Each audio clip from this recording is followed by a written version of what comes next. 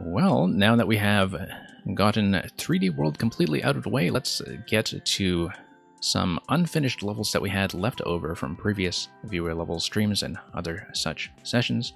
Since Mang is actually present, I thought this would be a good time to maybe go back to the Kitty Nightmare Fever Dream. I am a little bit rusty on this, not having looked at it in the last little while, but hopefully we can relearn it a little bit. And after that, we'll see first of all if we can clear it, and then possibly take on another difficult level after that. So yeah, to catch up on P. Lager's question earlier, as you can see, we did contribute the level PT's Pyroponic Garden to 4YMM, so if you haven't played it already, I do hope you enjoy it. It might not be my tidiest creation, but it was one that I think led to some entertaining streams from time to time. So let's take a look at what the Kitty Gang is going to do for us today.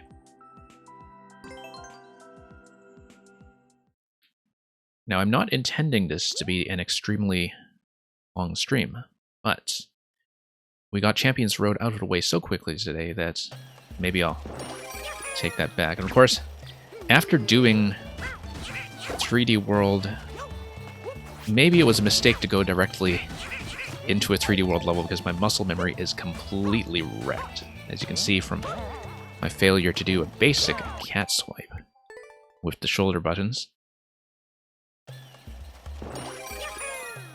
Okay, so we'll try to do this and regain my sense of how 3D World actually works in the Maker style, which is a little bit different. So yeah, going straight to a 3D World level, maybe not good news, but we'll see if we can make this happen. It's been a while since I've done something like an unfinished business stream, given that we've been doing various Maker features in the last little while.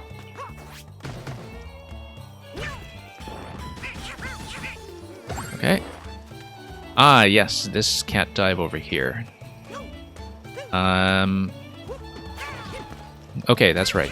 Gets me on that platform. I remember that causing me all kinds of grief last time, and of course I do need to survive that last segment there before I get into the checkpoint, so...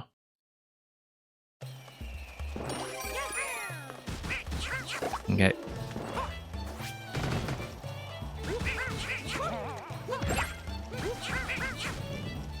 Over we go. Whoops. Not quite.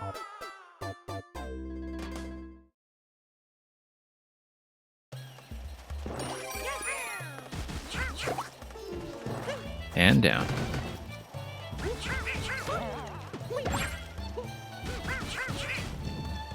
And back up. Actually landing on that thwomp with some accuracy for a change, which doesn't always happen. Sort of overshooting past the second one, though. We don't need to slap the blocks quite that quickly. Yeah, just have to steadily relearn how 3D World works in this game.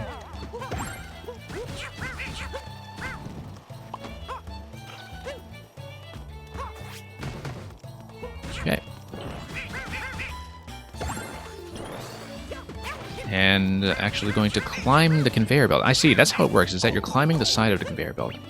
Now, the last cat burst there was excessive, so I clawed through all of the blocks, but then I spammed the cat swipe one time too many, and that got me into trouble with the spike block and a boo that came immediately afterwards, so I do need to count very precisely how many cat swipes I'm putting in. Nope, but also have to find a good rhythm for that will match the cooldown time. Okay, let's go over here.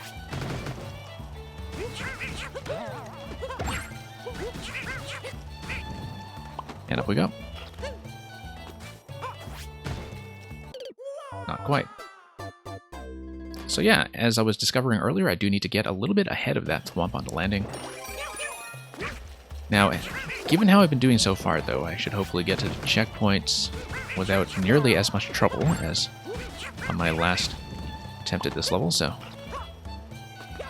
I should be getting to new content relatively soon, I hope. Now, it's okay to overswipe on this swamp because it will carry me over to safety without ramming me into anything, so I don't need to worry too much about that swamp. It's the one that comes later on, after the troublesome dive under the slope. That's going to lead to some issues. Okay, let's not do too much adjustment when we land, because adjustment causes problems, apparently. Down we go.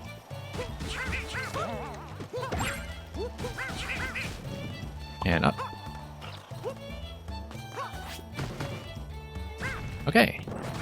Doing decently well. Oh, almost.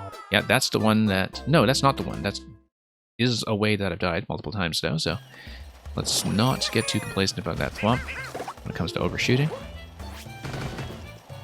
Both that one and the next big thwomp, in fact, will get me into that kind of trouble if I spam excessively. So we do need to be somewhat controlled here. Nope. Lagging too far behind.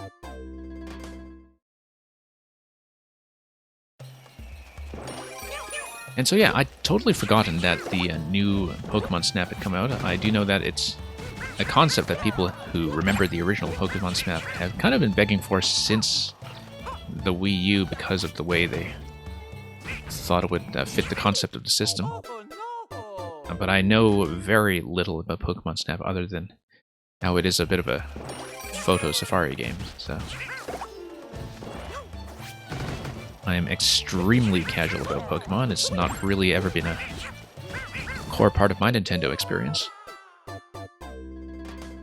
especially compared to a lot of people in the right generation at the right time who grew up with it and have been following it ever since Generation 1.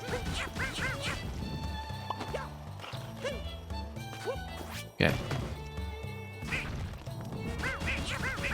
Okay, that was okay. It wasn't the most reliable timing, though. So... okay, nope. Once again, doing a bit of an overcompensation, as I thought I was carrying myself a little too far forward.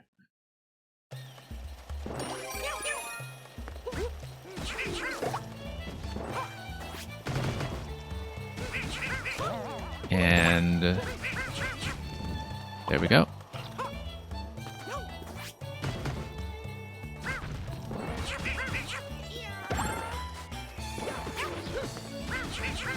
Okay. Nope, once again. A little too far there. Placement and the timing of that red block and icicle area is definitely one that's going to catch you if you try to spam even just a little bit. Whoops.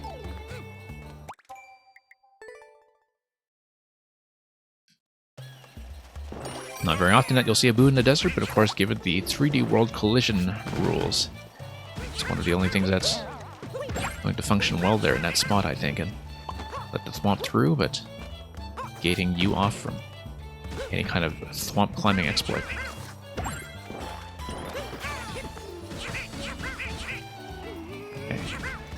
Okay. Nope, slowed down a little bit too much. For a moment that looked recoverable, but with the thwomp moving forward like that, a climb up the side is not actually going to save you, I don't think. And here we go.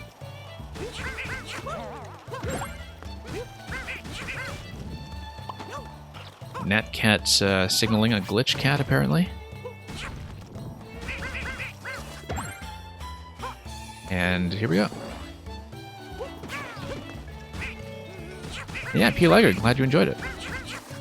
Yeah, back when we were streaming the various 4YMM level debuts last year, I was, of course, running the levels by everybody else in the same project, but for mine, I did a bit of a making of documentary instead. Not exactly a documentary, it was more that I decided to just go through the editor, point out my contraptions for people to see, but nice to have as a bit of a reference. It's not a very tidy segment, given that it was just talking about my level for an hour, and I think even some of what I was saying was not totally accurate, now that I think back to my mechanisms. So at some point I should clean up stuff like that for YouTube and, you know, have something a little more presentable. No worries about not seeing that segment, of course. It's just a little bonus content for people who might be interested. Yeah, I haven't actually published a new level since, as you've probably seen. I have been working on some things in the maker mode, but I tend to experiment with a lot of concepts that aren't very promising when it comes to actual levels, because they just have too much jank or too many entity limit issues or whatever, so... It's been a while since I've actually managed to finish anything, which is unfortunate because I do love the mix and match experimentation of the game, and I think there's a lot of stuff that is still out there to be explored when it comes to MakerTech. So. And whoops. That was a chat death. Which in French, a chat death would just be a cat death.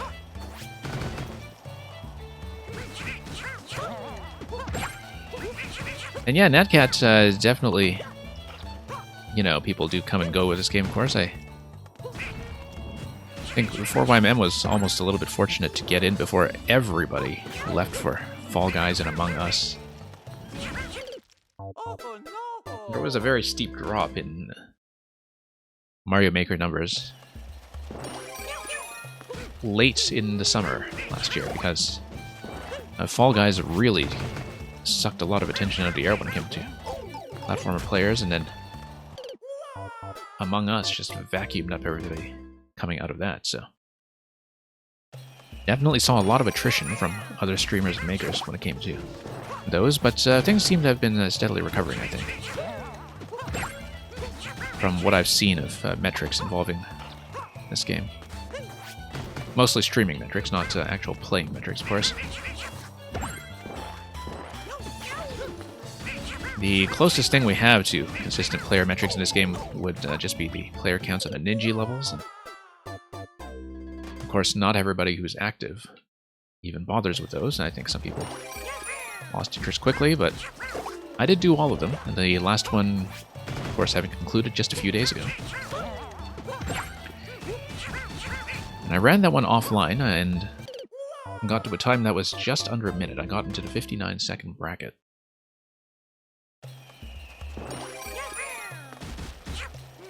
Not that I kept any kind of streaming record with that. I was nowhere close to approaching a lot of the top times, because the top times just didn't go into the subworld at all, whereas my path did require the subworld for the propeller suit. Because that was the most executable path for me that I found comfortable.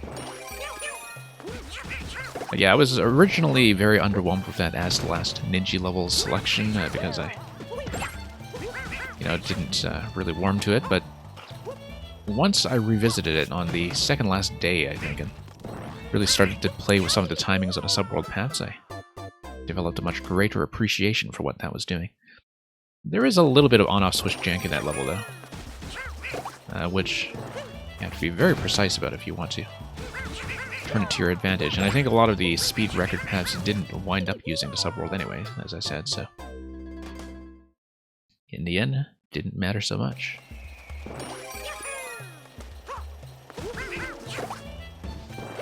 Yeah, it was really nice to have something that was a big cross-community event, like 4YMM last year, and then it had a lot of reach among people that ordinarily wouldn't be playing the same levels as each other at all. Okay, still going a bit too aggressively on the last swipe. I think maybe I just need to jump out of that immediately, but I'm at the end of that swipe animation for quite a bit, and I think it is because I'm still over-swiping there. So...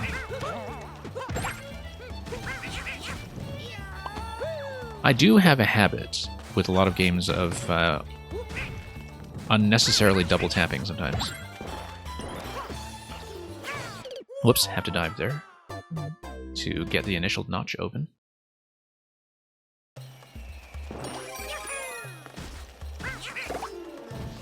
But yeah, sometimes when I don't really have timings comfortable, or when I have an interaction that's a little bit spammy, I do have a habit of double tapping for no reason, and this level is very much designed to punish something like that. You do have to be fairly crisp. Not so much at the beginning, perhaps, but definitely as you get into some of the later segments.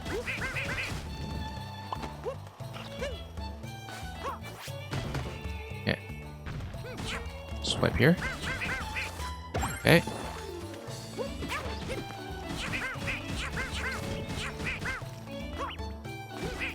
Nope. Missed the timing on the last swipe there. Just didn't spam it quickly enough, actually. Might have been overcautious on that set of 3. And there we go.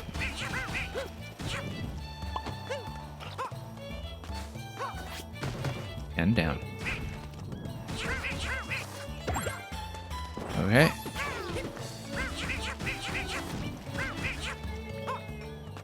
Nope. Faced the wrong way, landing on the thwomp.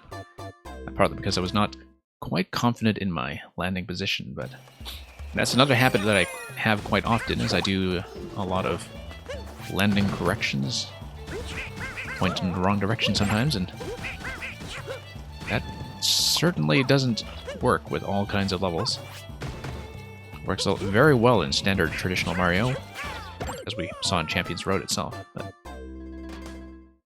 yeah, thank you for your cat power. It seems like the cat powers are going to be very valuable here. And here we go.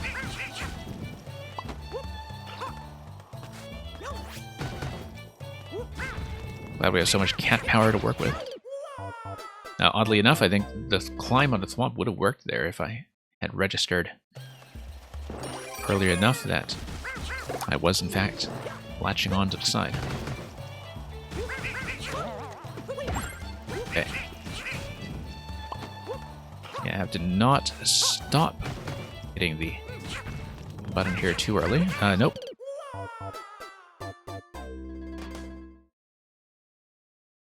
Yeah, once again, understanding the cooldown time on a button is very important, because otherwise I just straight up miss from going too fast and then overcompensating in the other direction, so.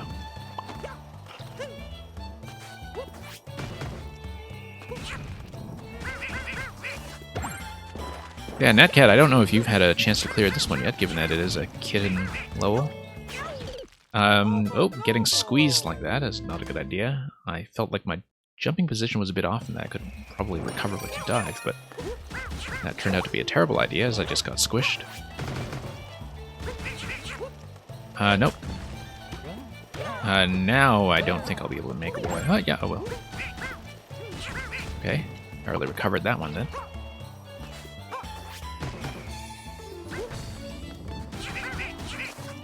And over.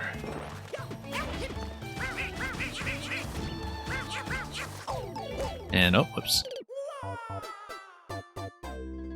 Yeah, Natcat, I'm a couple of Mang levels behind myself. I mean, I haven't also played a lot of the much older ones, but steadily catching up with time. And luckily, Mang is such a regular presence on my viewer level streams. Natcat only plays 2% plus levels. I somehow doubt that. It says that in Natcat's stream, I know, and yet every time I stop by Natcat's stream, there's some kind of first clear going on, or some kind of uncleared upload that's being tested out. Maybe it's just a bit of a coincidence from when I choose to drop in. You would do 2% plus if anybody actually sent you those, yeah. I mean, I've seen you play Mang levels over there before, and I know that Mang barely has anything over 2%, except for the ones that have huge resets that are actually in some ways harder than the levels with low clear rates, because a high clear rate just masks what a high chance of failure there is on certain segments. Yeah, in that cat, I'll have to send you something that's above 2% sometime. like I said, a lot of the levels I made in the earliest stages of the game, back in, say, July 2019 or so, have actually gone up in clear rate over time because a lot of the really casual base has dropped out since then. Checkpoint. Okay, this is going to be new stuff now. Now we need to get on top of the swamps and then swipe all the way through.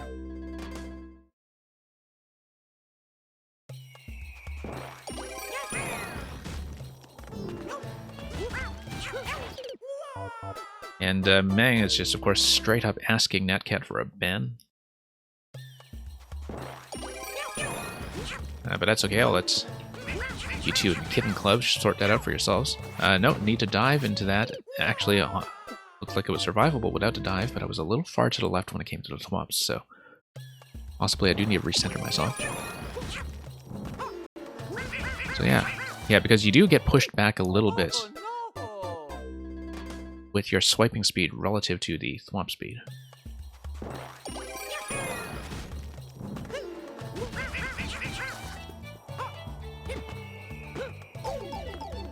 Now, of course, Natcat, I don't know why you went with 2% specifically. I know that's probably just your guess at your personal comfort zone. I feel like there's a much bigger difference between, say, 0.5 and 1% than there is between 1 and 2%. Oops. Oh, almost at the end of this segment, at least. Going up to the pipe.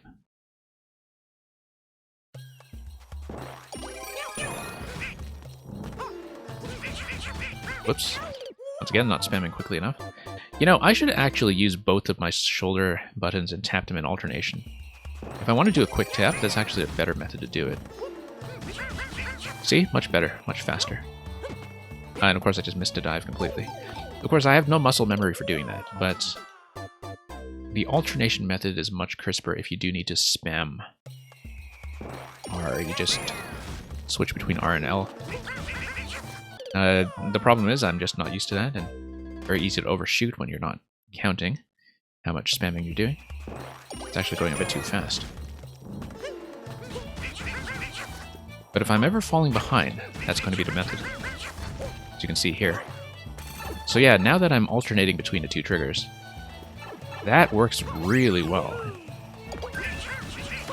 If I'm in a situation that is speed sensitive, whoops, while jumping a little too high there. And yeah, that's what I do sometimes with, I mean, not with the triggers, but sometimes with the face buttons. I do that with things like cloud plucking levels. Because I know that ergonomically it's much easier to alternate fingers, so sometimes if I have something like an SMP2 cloud plucking level, I just put my index and middle finger on top of Y and X and I just trill them like on a piano keyboard. Whoops. Hanging left a little too soon.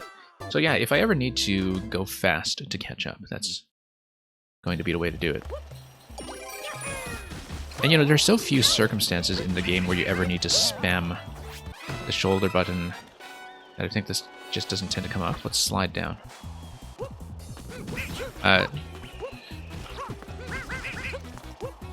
Nope, a little bit too slow. I went a little too fast in the first set. Should just do the normal R spam on the first set.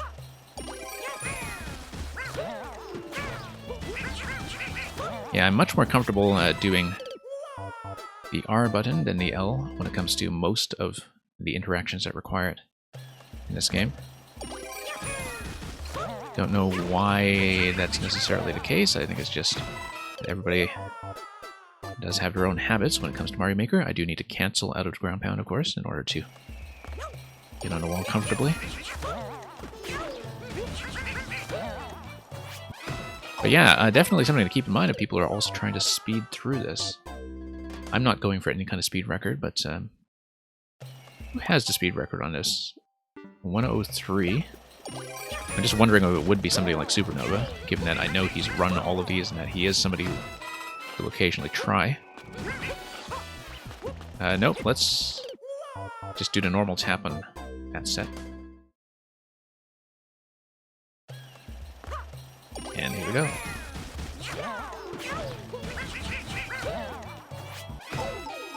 Yeah, you see, the thing is, Netcat, I run enough, and I know you mostly just do platforming levels, but I run enough puzzles that I see a lot of levels where clear rate means absolutely nothing.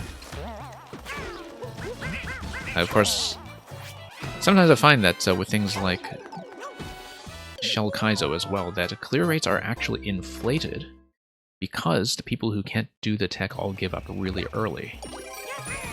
And so, you know, this level here does not require any item abuse tech, and it's at about 0.3 something percent, under 0.4%.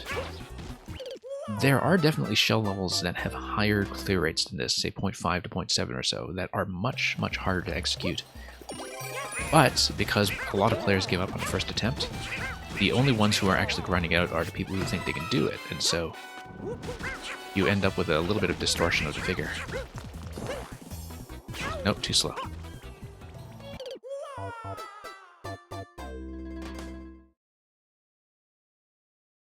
Yeah, I find that very often about 1 to 2% is my comfort zone when it comes to platforming.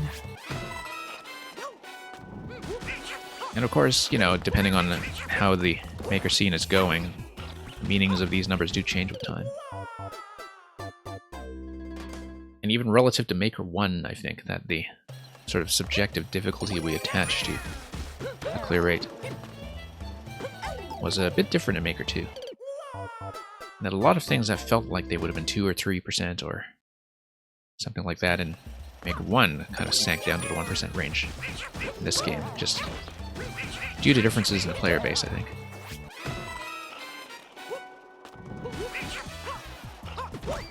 Oh, whoops.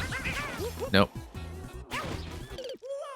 Yeah, I stalled a little bit at the top there because I was preparing to do the L and R alternation and I forgot to press it down.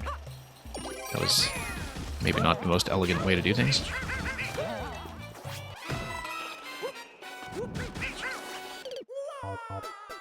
So yeah, if I get on top of the conveyor belt, I think it actually is a good idea to be spamming L and R together.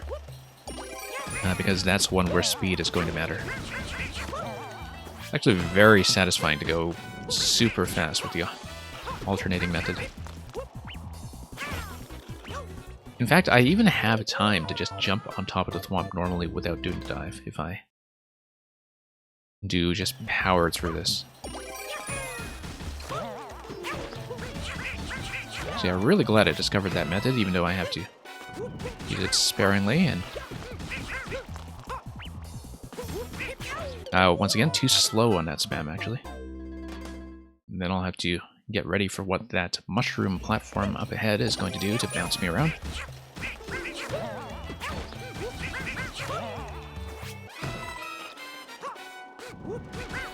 Nope. Once again, too few taps there before running into the cooldown. Or rather, running into having a rhythm that's out of step with the cooldown, I should say, where I feel like I'm spamming very quickly, but I actually have too few taps just because of that. Let's not accidentally restart.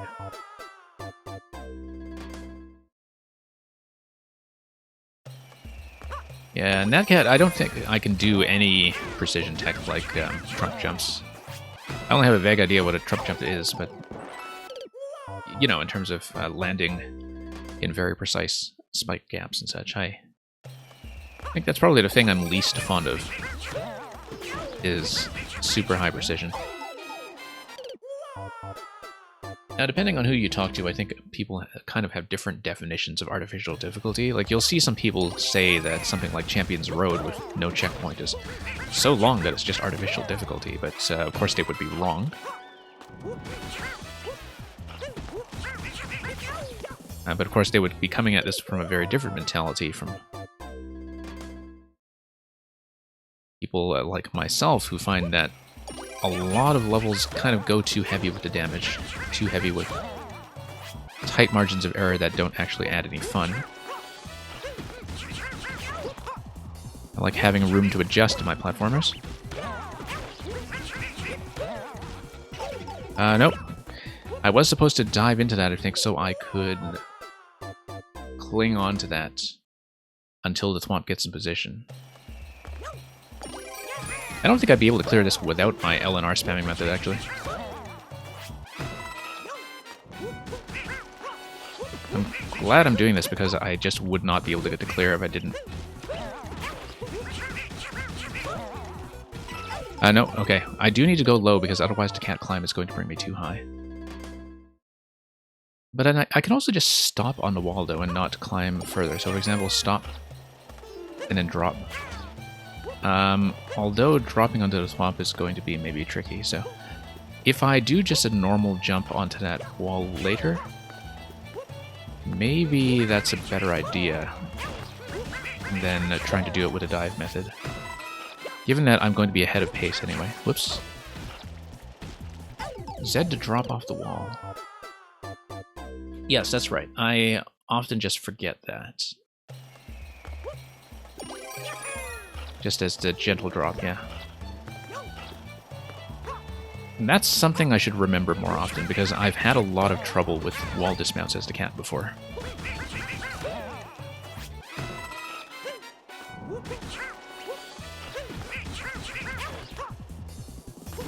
Nope, a little bit too slow there. Almost saved that, but not quite. And hey, Furinova, welcome. So yeah, Furinova, we did in fact finish the final clears in Super Mario 3D World earlier in the stream, and did it so quickly that I had time to switch back to Mario Maker.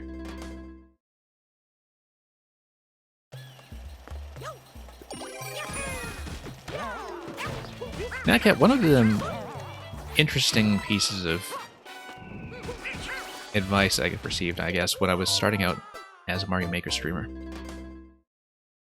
is that, obviously, you know, if you're doing something like viewer levels, there's a certain time pressure to get to the next person and get through the queue, but if you're not doing viewer levels, you gotta remember that sometimes, if it's a reasonably satisfying level, the viewer is rooting for you and they want to see you get to clear. And so, if you're close and you feel like pressing on for another hour is going to do the trick, it is actually worthwhile. You shouldn't be afraid of people getting bored, because, like, they do want to see you do it. And hearing that changed my perspective on covering harder levels as a streamer, I think. Nope. Missed the drop there. As I said, I don't really have good muscle memory for it.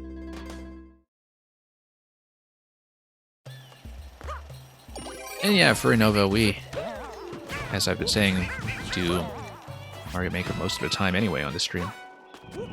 Traditionally, well, not traditionally, but say over the past 2 months or so, this has been my slot for, you know, catching up on some codes from my personal list, or levels like this one that overflowed from viewer levels, unfinished. But yeah, lately I've been switching to some other games, and so it's been nice to have this additional time on the stream today to just get back to some Maker backlog. Even if this might be a comparatively short session.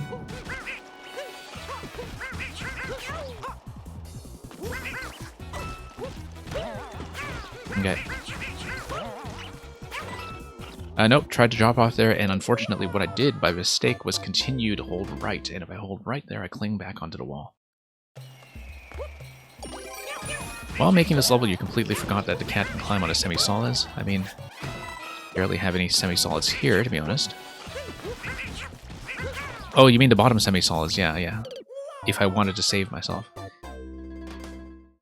It's funny because of the change in artwork between styles in 3D World, I've definitely had some levels as well where it took me a long time to remember that as a player. I remember that with 4YMM last year, in fact, one of the levels I struggled with the most was a cat climb level. I think it was the one by Pinkston. Oh, whoops. I wonder if I have enough recovery time if I ground pound on a swamp, or if I will be stunned for too long that I can't get to the next series of swipes down accurately. I'll need to figure out the method for that, I think.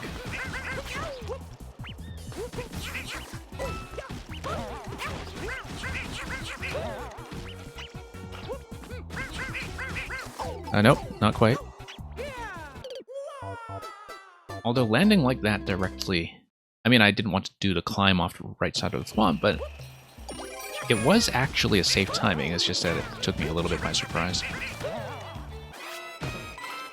Because with my swipe method, I may be able to get a little ahead of pace, so...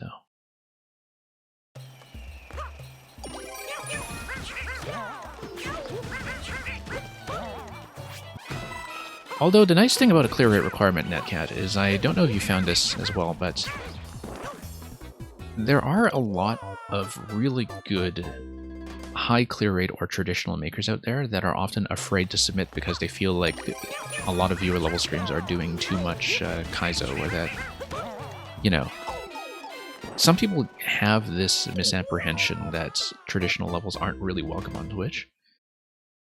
And sometimes a clear rate requirement can actually encourage them to submit if you have more fun playing that sort of thing.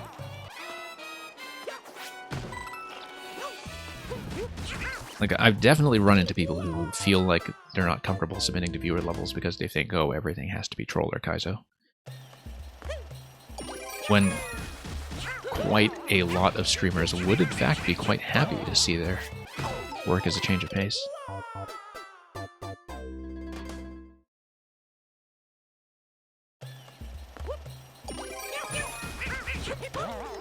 And yeah, I mean, you know, from Meng's perspective, I guess the clear rate requirement is just kind of there to be disobeyed anyway, until Meng finally catches that ban.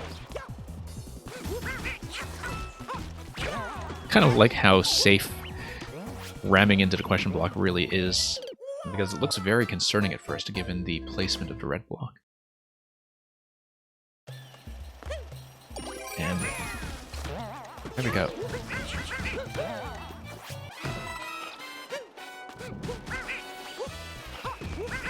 Yeah.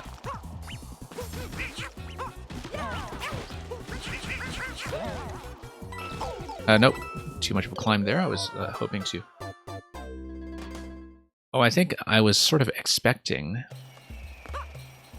subconsciously to have a gentle slide rather than the cat climb.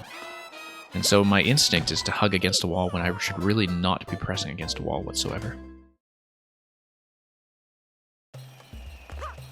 When you submit Kaizo to a streamer not realizing they're a casual player, well, not that I'm a casual, but when I first started I really couldn't do a shell jump, really. And now I can do a few from time to time. Like, I can do some very lightweight shell levels, and so I actually want to go back to some of the earliest levels I gave up on to try to give them another crack. Whoops. Because, yeah, when I was doing viewer levels right from the first day, that was the case. I mean, you know, when you're first starting out as a streamer, people don't have a good sense of who you are yet. You yourself don't have a great sense of who you are as a player yet. You might think you do, but, you know, as a streamer, you actually do learn a lot about yourself as you play, and discover some new favorites, and discover that some things are maybe not as good as you hoped.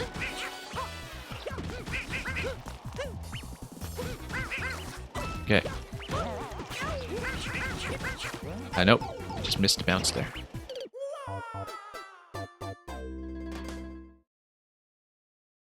And yeah, Netcat, I know that Cats runs a very precision-oriented stream, but that's because Cats, for some reason, actually enjoys that kind of thing. And so, for a lot of the precision players, that's one of the... For the precision makers, I should say, that's one of the few streams where they feel properly appreciated.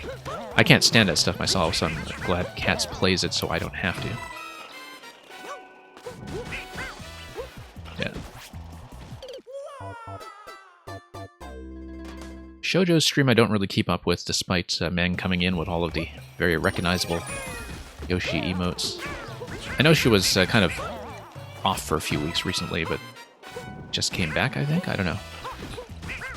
I don't really keep up with a lot of the bigger streamers anymore, unless I have already been watching them for a long time, like a lot of the ones who've made partner. And that's just a matter of, you know, not having the time. Like, if you are streaming Mario Maker, you have much less time to watch it, which maybe doesn't explain how often a lot of these small to mid-sized streamers are hanging out on each other's chats. Like, I say I don't watch a lot of Mario Maker, but I actually do, it's just that you know, as a small streamer, you wind up preferring the ones that have a bit more direct interaction. Precision stream when, Natcat? The only precision thing I've considered doing is that I have a bit of unfinished business with some of the P-Balloon precision that Nugukaza sends here. Because some of them are actually legitimately well designed in a way that is playable, you know, and is not just about like they're about kind of strategically bumping up against walls. They're not really about necessarily just dodging spikes all the time, although they do have a bit of that. So that stuff I might actually do at some point as a separate feature, but other than that, no, precision is probably one of the things that I find least interesting. Partly because it's just so, you know, I guess there is maybe a skill set to it, because that's the only way that people like cats can actually run them, but I don't find it to be a particularly rewarding skill set. I don't find that I get any better at them, or that they make me any better at the game. And most importantly for the stream, I find that there's not much to talk about usually when it comes to level design. Like, you hit the spike or you don't, right? So the other thing too, and I think people like cats definitely discover this, is that if you are somebody who is seen to play precision levels a lot and actually stick it out with them, people just send you more of them. And then your stream becomes more of a precision stream, whether you like it or not. I think that's actually what Orator might have discovered the hard way, in fact, is that, like, because he actually kind of has a reputation for sticking it through even some levels that he absolutely hates. Gradually, I think it just led to this situation where people would send him all kinds of precision junk that he's not actually enjoying. But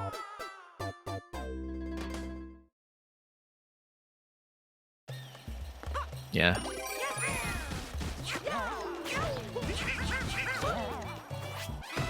I mean, you know, everybody kind of has their taste when it comes to the kind of content they like to play, and often you can say, okay, maybe this is not really my kind of level, but I respect the design that goes into it and the thought that the maker put into doing this.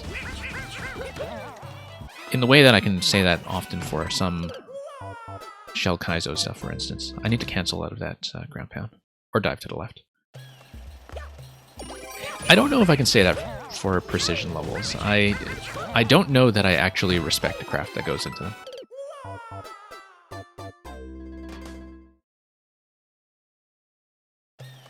And it isn't even a question of, oh, what you consider real difficulty or artificial difficulty or whatever. I just think that, you know, sometimes maybe the clear rates are lowered by decisions from the maker that are not actually interesting or thoughtful decisions, right? Like, it seems like the difficulty is coming from something lazy. And I know that's not always the case. I know that, you know, some precision people actually put thought into their work, which is why I was saying something like some of the Nugukaza P-Balloon stuff is a bit of an exception. That, like, you can actually feel they're designed. But very often that is definitely not my thing.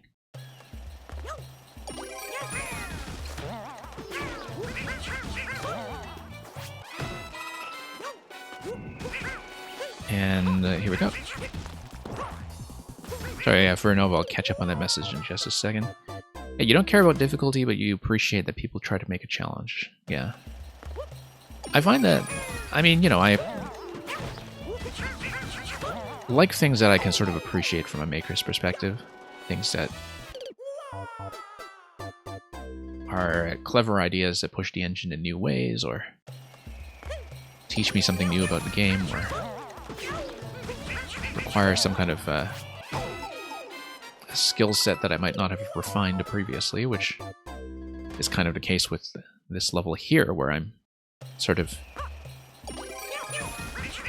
practicing new ways to engage with a catsuit that I didn't have to use previously.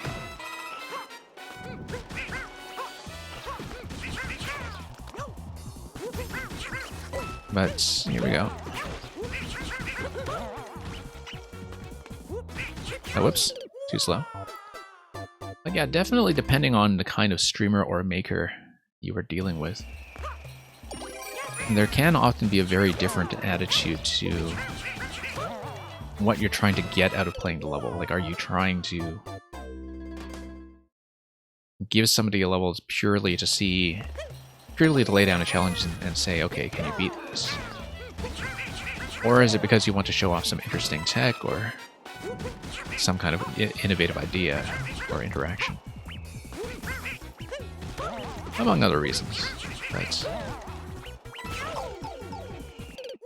I find that sometimes there can be an attitude, especially among people who are not really interested in the making side of the game, that it's all about just clearing or not clearing, when there's actually quite a lot more to appreciate.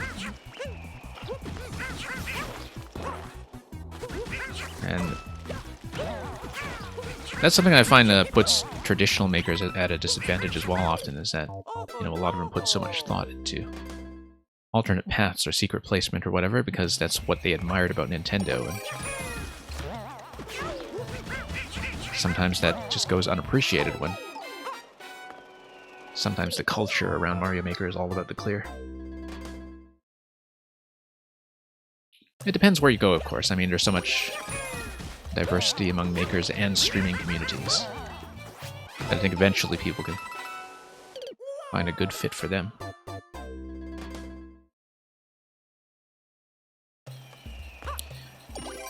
But it does mean, as I've commented on often on this stream, that the Maker 2 scene has always felt a bit splintered from the very start. That people kind of established their interests early and kind of got into their separate camps and teams and so on pretty quickly.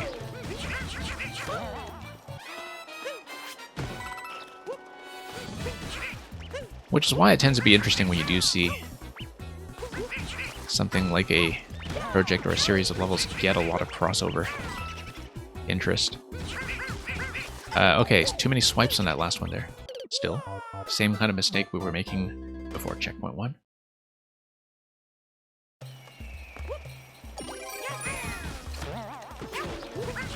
And here we go.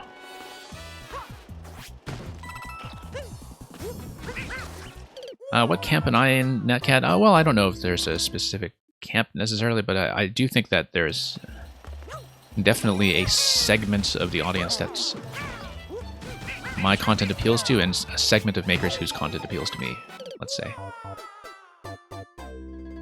That I definitely get the sense that when we have things like viewer submissions here, we do have a bit of a different atmosphere. That's okay. I think I've, you know, gradually found a convergence on a maker audience that I get along very well with, and that I appreciate their stuff and they appreciate my plays. And so.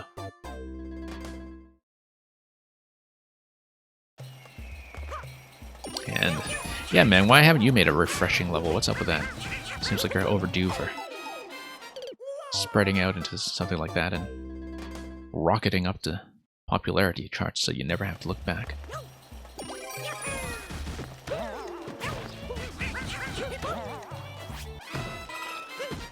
Okay.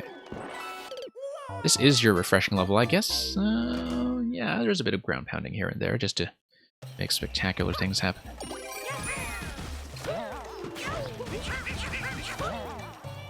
Whoops.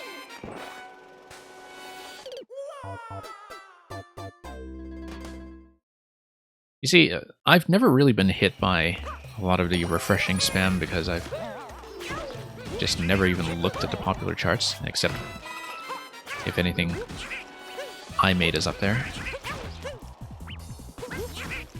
But I can definitely imagine that for the people who complain about refreshing levels and actually take the time to go through the list and boo them. And you know, we know some people like that, that for them, the prospect of playing another refreshing level is kind of like getting clawed in the face by a cat over and over again, and so maybe this is a very literal representation of what they're going through emotionally.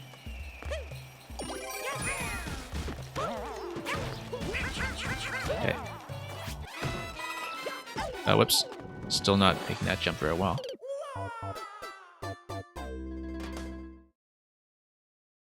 Yeah, just imagine if every single brick here had some kind of sound effect attached to it, right? One of the ones that has, you know, visual effects that flash across the whole screen. Put Mysterious Murasame Castle on every single brick that you claw through. Just to make the message abundantly clear. Okay. Nope, a little bit slow.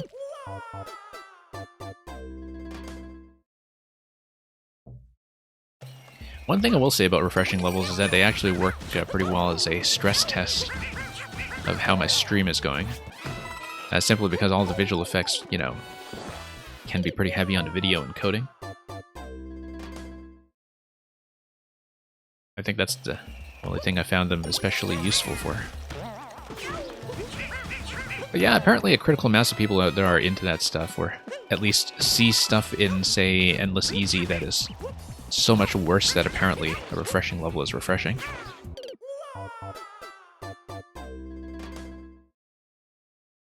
But I don't know, there's a whole perspective on this game that I never see because I never lack good content to play through, so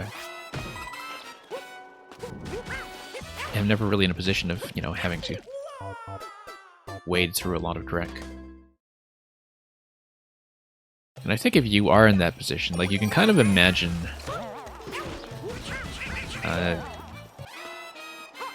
people going through tons of endless spam and being very relieved that they'll just have a break with a refreshing level to get their 3 free 1-ups.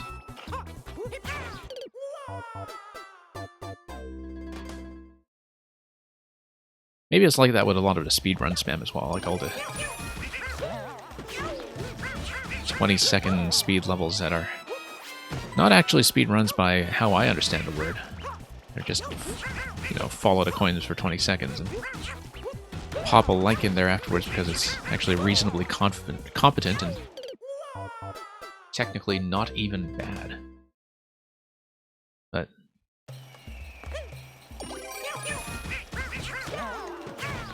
yeah, I mean, partly this is on Nintendo's lack of good built-in curation features as well, that if you're not so fortunate to be connected to a lot of good makers and have a lot of good codes to work with, or have viewers that send you levels,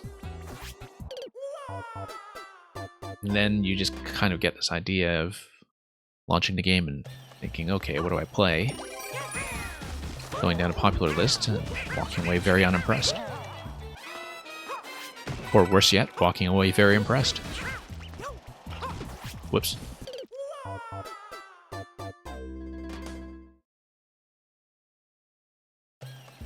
So we'll see if this takes me longer than Champions Road.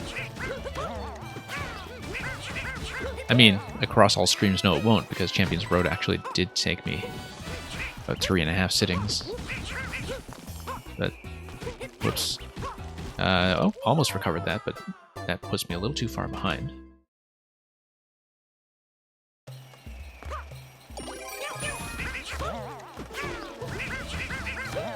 Okay, there we go.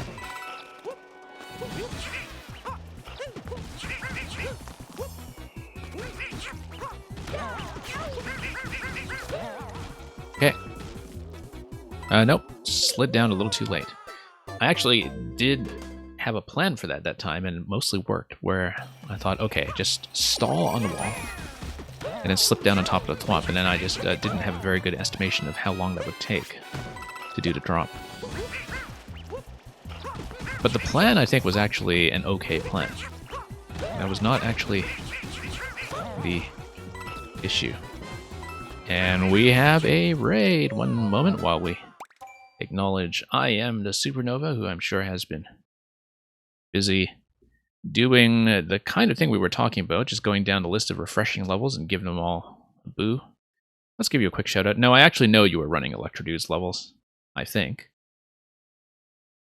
And I hope that went well. We were running 3D World earlier today, and I actually got the last 2 clears on Champions Road fairly quickly, so we're just going through some unfinished business in the backlog for the rest of the stream.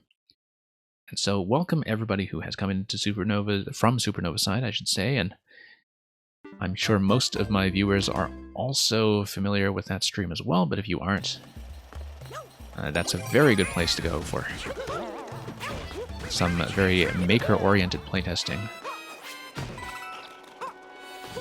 You know, the same kind of priorities that we were talking about this stream as well when it comes to what we value about Mario Maker as a game. So, welcome everybody, and hope you're all doing very well. So, how did the stream go? How many Electrodude clears were we talking about earlier on? And here we go. Whoops.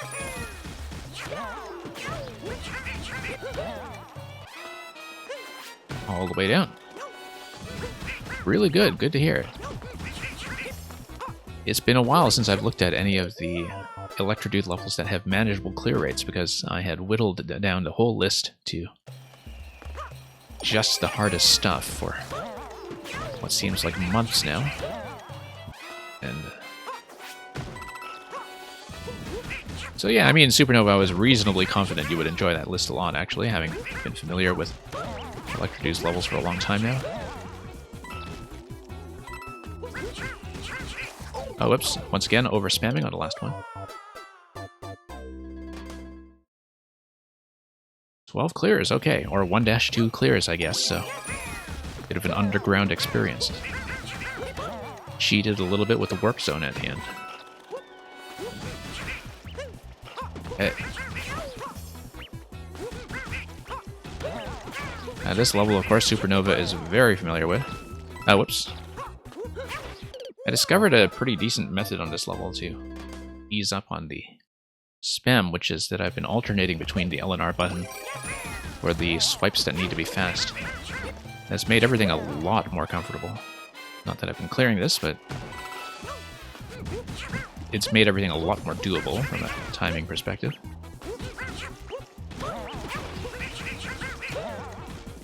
Oh, whoops. Didn't cling onto that at all. I let go of it too early. I wanted to get the cling first and then release. Oh, you cleared the hardest Shell Kaizo. Okay, so well done, Supernova.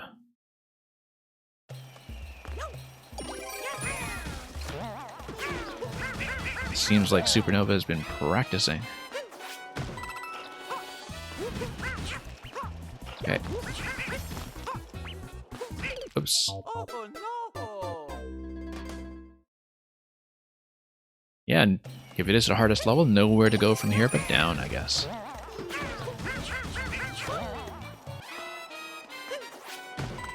I think that's the one that I haven't even looked at yet, if it's still one I'm thinking of. It would be the only one that I haven't looked at yet. Nope, too early.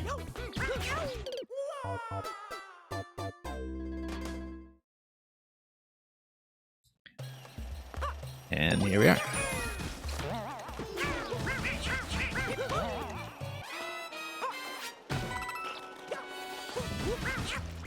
Okay. Forward, and... See, the thing is, man, when you say things about people being a Team Shell member or whatever, I don't always know when you are joking or just kind of halfway to the truth, I guess, is sometimes the case with Mang. That statement is true in a manner of speaking. But then you have to wonder, what's the twist? The twist is that Supernova left Team Shell for some reason.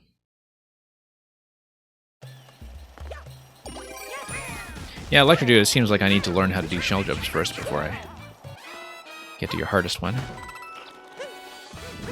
I mean, I did make it a reasonable distance in the Fireflower one as well. That will probably be the next one I grind out.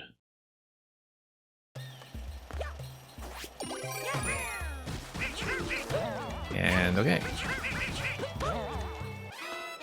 So yeah, Electrodude, if we get this one in a reasonable amount of time, I will probably do Subterranean Spike Wall saving next. Depending on how far we are in the stream and how much time I have left. But we'll see. But I definitely wanted to, you know, follow up Champions Road with some shorter content. By some technically correct definition of shorter. Whoops. Oh, just missed a cling once again.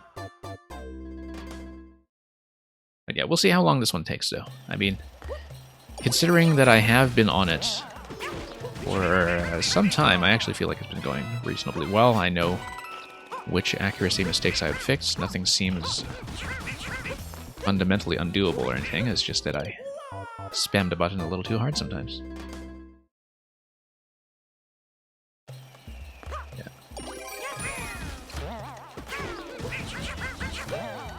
Yeah, Team Shell definitely has its own aesthetic.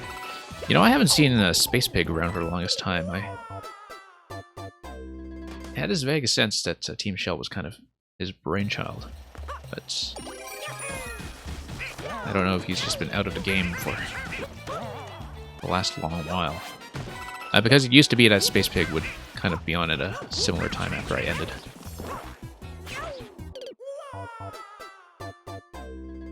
Didn't commit as many crimes against Mario Maker as other members, yeah.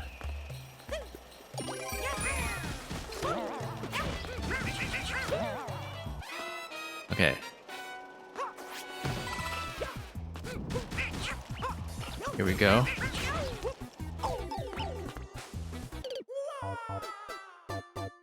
I mean, according to Nintendo, it seems that Mang playing around with clown car physics is a real criminal activity here, which I guess it's kind of a miscarriage of justice, but you know, it's not for me to decide, apparently.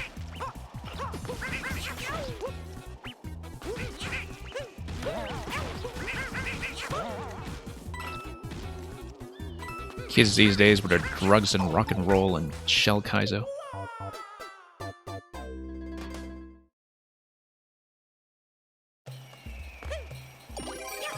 Okay, up we go.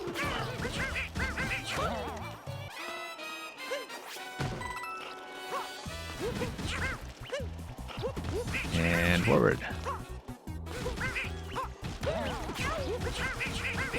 Yeah, the pattern here is feeling generally pretty pleasant. I have some timing issues, of course, going into that, and once again, some spamming issues going into that.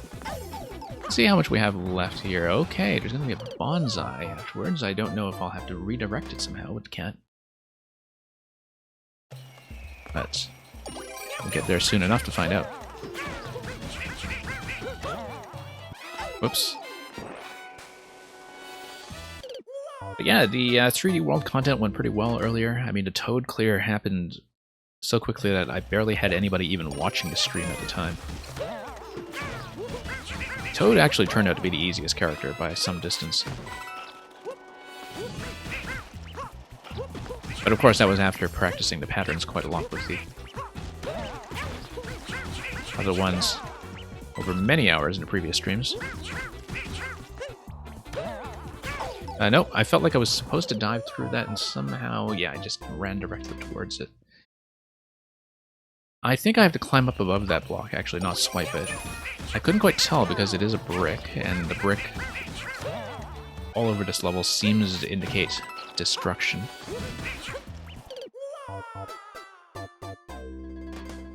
But if I tried to dive into it, I don't think I cut through cleanly, I just tend to drop, and so... That's something I'll have to figure out, what to do with the top brick there. I think that... Yeah, if it's in the top row, I'm kind of thinking about the logic of whether I could do anything to get over it. This is actually a level that's built on the bottom screen. I know that because of the camera control. So because it's built on the bottom half alone, it means I am able to get above that brick with a climb. And if I'm ahead of pace by enough, I can dive back down afterwards. I think. Whoops.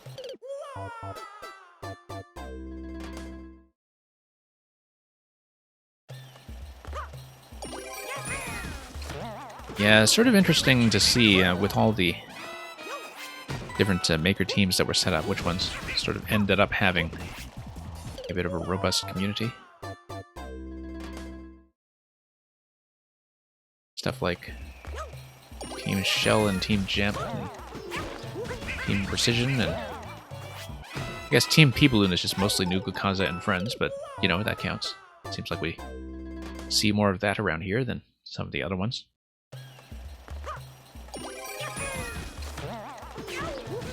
But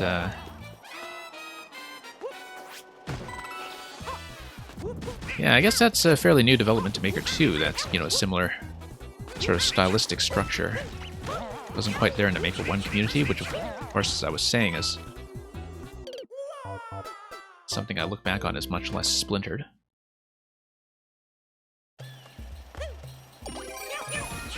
And here we go.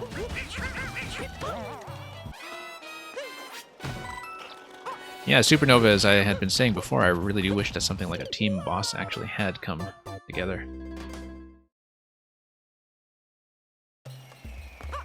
How about Team Bullet Shell? I guess so. It can be read in multiple ways.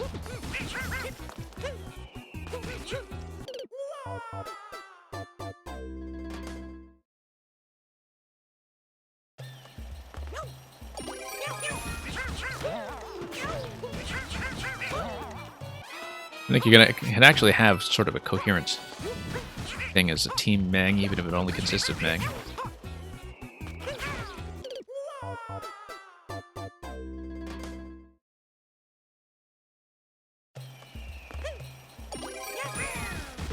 Yeah, I guess the thing about the teams that have actually been able to sustain themselves so far, Nova, is that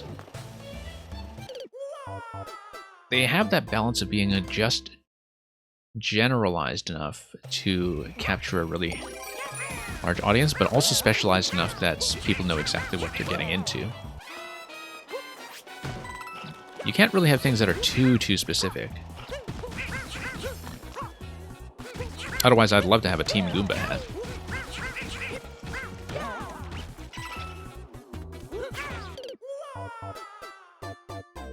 Yeah, Team Lukewarm Ocean? Yeah, I suppose so.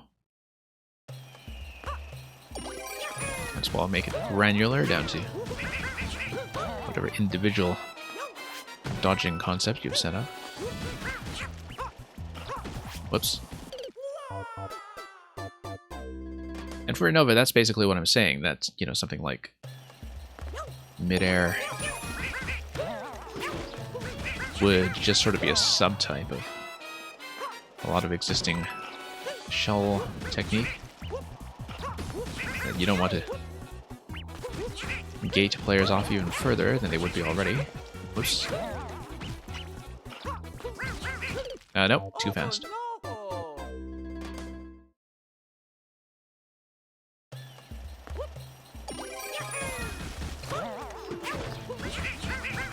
And yeah, Netcat, I can't be bothered to manage anything specific like that, but at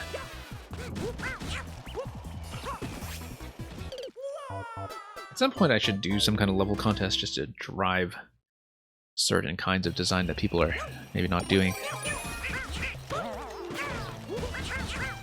I mean, I think there are enough level contests out there already as well, but that we could probably set some interesting requirements.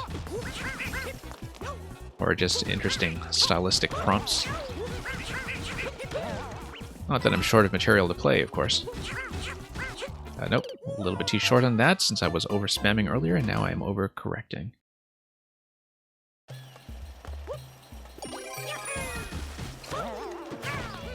And yeah, Supernova, before you came in, I was kind of ripping on precision levels earlier in that gentle, loving way I know so well.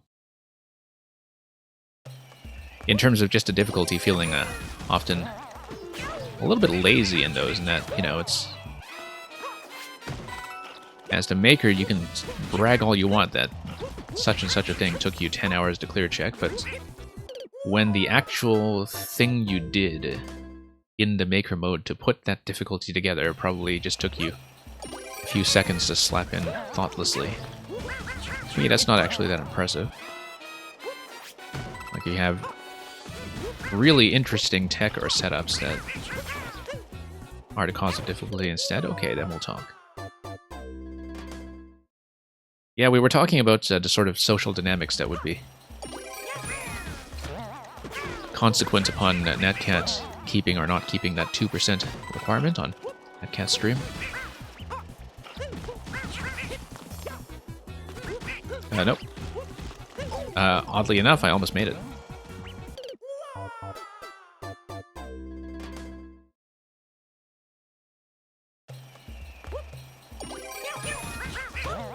Okay. Here we go. Oh, almost salvaged there. Almost salvaged there. Not quite.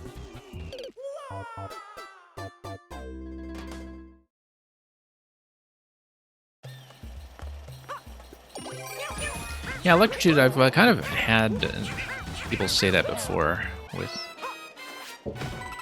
you know, sometimes hard levels showing you something that could be interesting. I've definitely had things like troll levels, for instance, show me concepts that are probably even better in a non-troll context, where you don't need to fool the player or trick the player, it's still just fundamentally interesting tech. And one of the nice things about troll levels is that they actually have such a huge community that they do drive a lot of tech research that you wouldn't get elsewhere.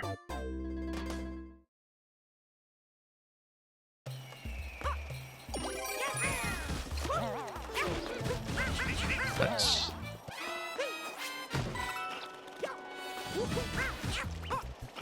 I remember actually... So I don't know if any of you know the puzzle level by Loop and Snoop that was all about like using P-balloons to drop stumps everywhere. But I remember when Loop put that together and was basically saying something to the effect of how he had pretty much lifted that concept from a Japanese maker, but a Japanese maker who was trying to make it a P-balloon precision level, and so he basically just said, you know what, this is really interesting if you just take out the precision and make it a straight-up puzzle. And he was right, like, the level is better without precision. Whoops. Okay, once again, don't quite know what I'm doing there. I might just want to do a mid-air swipe so I can continue my forward momentum instead of a dive. I think it would take too long to climb over that block. I shouldn't do that, but I should get rid of it. So...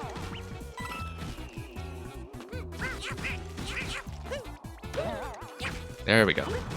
That was correct. Oh, whoops. Swiped into the bonsai, which didn't do anything because it just took a bonsai that was going forward and made it still go forward after a bit of a spin. That's actually an interesting interaction that normally you wouldn't see, because normally you wouldn't be going into a forward moving bonsai with even faster momentum the way you are doing here on top of the fawn. But it's kind of a cute little interaction there, I think, where you actually just send a bonsai in the same direction that it's already going.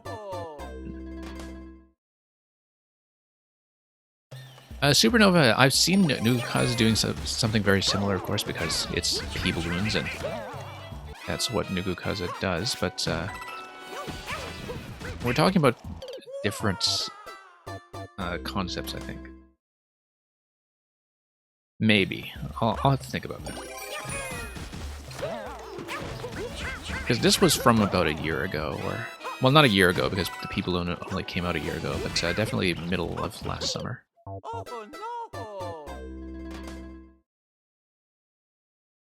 I would not be surprised if Nuka Kaza had something very similar, just given that Nuka Kaza has just about pushed the People everywhere it can go at this point. Except for all the concepts that have not been shown off yet. Always really interesting to have people in this game who are like really specialists in a specific thing. Don't know how many of you are familiar with StarCraft, but it reminds me of there's this one particular StarCraft player where he got into Grandmaster just entirely doing cannon rushes like, all the time. Just all he would do is build photon cannons every single game, and he would beat people who were even explicitly trying to counter him because they knew him by reputation, because he had just completely mapped out the metagame for this one item. Okay. Almost there. Almost there. Not likely to go for a 30 coin here.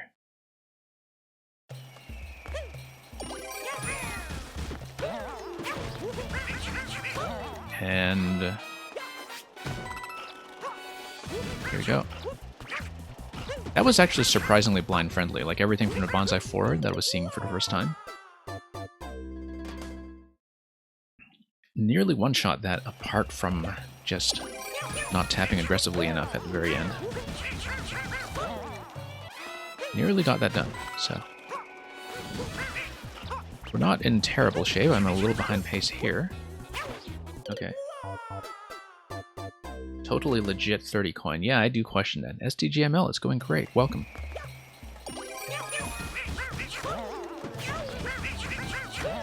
Okay. Here we are.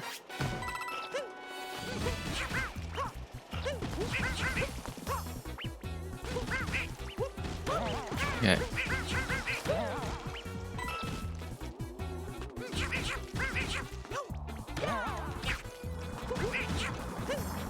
Whoops. Not so much. Yeah, the cat gang is all getting together here, it seems. All of you cat people watching the cat level. And up we go. That was not the jump I expected, but I'll take it. A little backflip with the cat there. Nope, still over-tapped. It kind of is a cat level stream so far, for the Mario Maker segment at least. And yeah, SDGML, they really went full bore with the cat designs in Bowser's Fury in terms of taking all the enemies that were not already converted into cats and doing so. You'd have like Cat Bully Prince and Cat Boom Boom and Cat... whatever else. I don't want to spoil too much of it for you, but pretty much everything that they could turn into a cat, they turn into a cat. Just to get the designs done, and so... As a cat person, I think you'll enjoy it quite a bit. Without spoiling anything, you might even enjoy the cat-related task that turned out to be my biggest roadblock to 100%.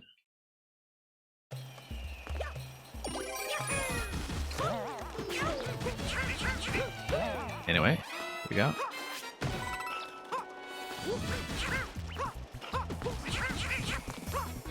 And up we go. Oh, whoops.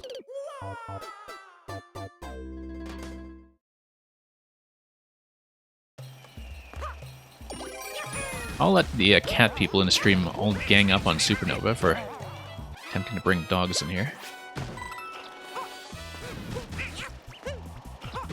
You can do that for me. I'm absolutely not a dog person, just so you're aware. But, I mean, I don't really own pets anyway, but, you know, cat people I could kind of understand and get along with. But, people who are really serious about dogs like that, don't have a grasp of whatsoever.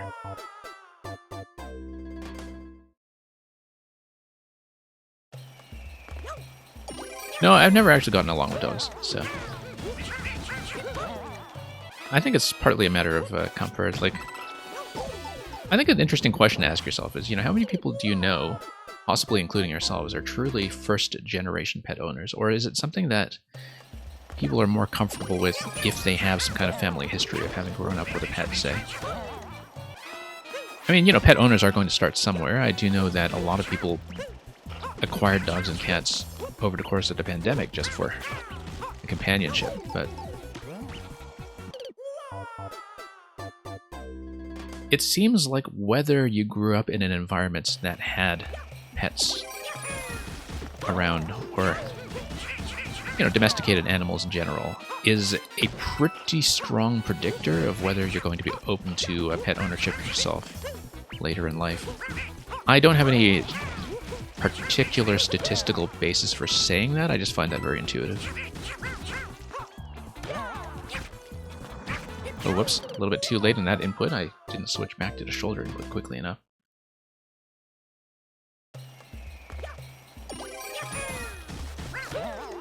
Oh, whoops.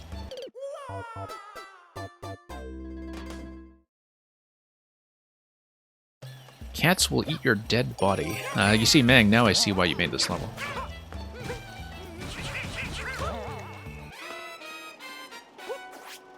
Okay. Here we go.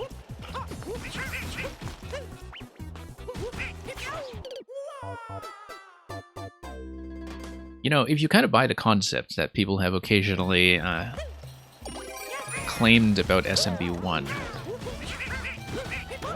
which is that originally, according to some manual or concept somewhere that people had dug up, that the bricks in the Mushroom Kingdom are actually toads that have been transformed by evil sorcery. Cat Mario actually is eating their dead bodies in this particular level, so...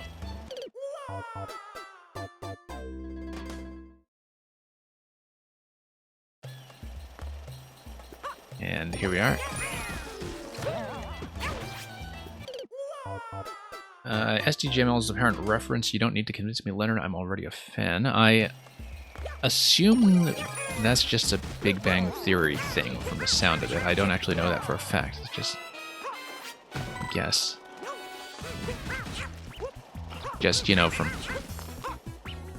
trying to assemble guesses from prior behavior here. Yeah, I wouldn't know the existing context for that, I think.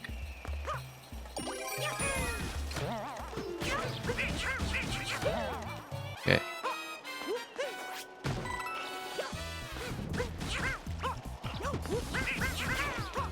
Now, here we are. An episode where Sheldon gets 25 cats. Okay, interesting. Oh, no wonder the cat people know it. Whoops. Okay, let's actually pay attention here. Starting to scramble some of my inputs.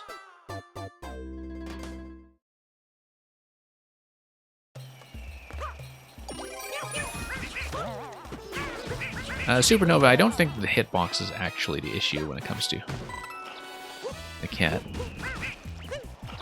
At least I don't think of that as the issue. I think it's more that the... Whoops, cooldown time on the swipe can be a little difficult to plan around sometimes, but...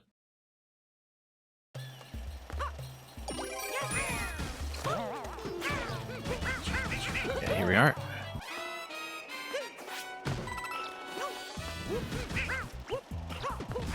It wasn't my fault, officer. That other car just had a weird hitbox. And whoops, okay. Was trying to drop off there, and unfortunately I hit the right button too soon and just continued clinging on the wall.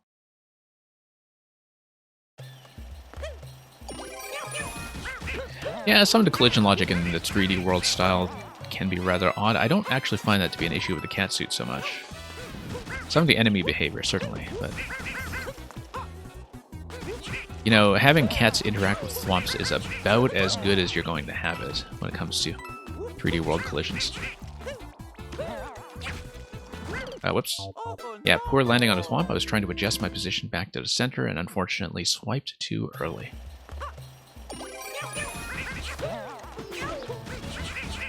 Whoops. Nope. Yeah, I kind of wish that a lot of cat tech was kind of generally better known, because the issue with a lot of cat levels is that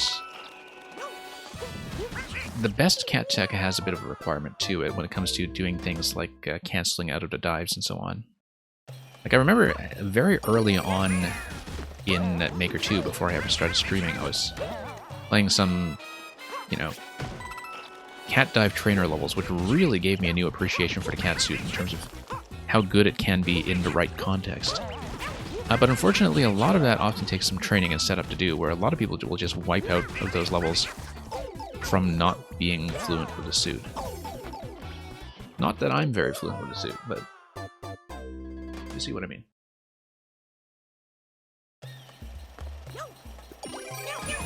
And here we are.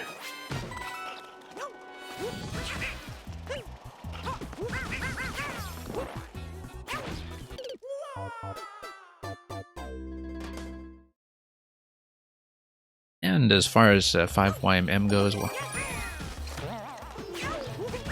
we'll see how it turns out. I don't have too much to disclose about that at this point. From what I'm aware, I mean, I know about as much about I know as much about it as the others do here, I suppose, in terms of how things are going. Whoops. Kavik's not dead, he's just an executive producer. There's a difference. Not much of a difference, but, you know. Enough of one to matter. Okay. Drop. Nope. Once again, did the directional adjustment too early before I had fully dropped off.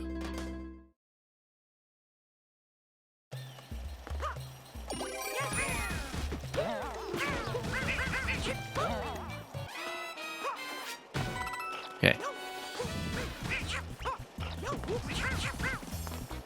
Nope. Too slow. SDGML, this is actually Mang's level.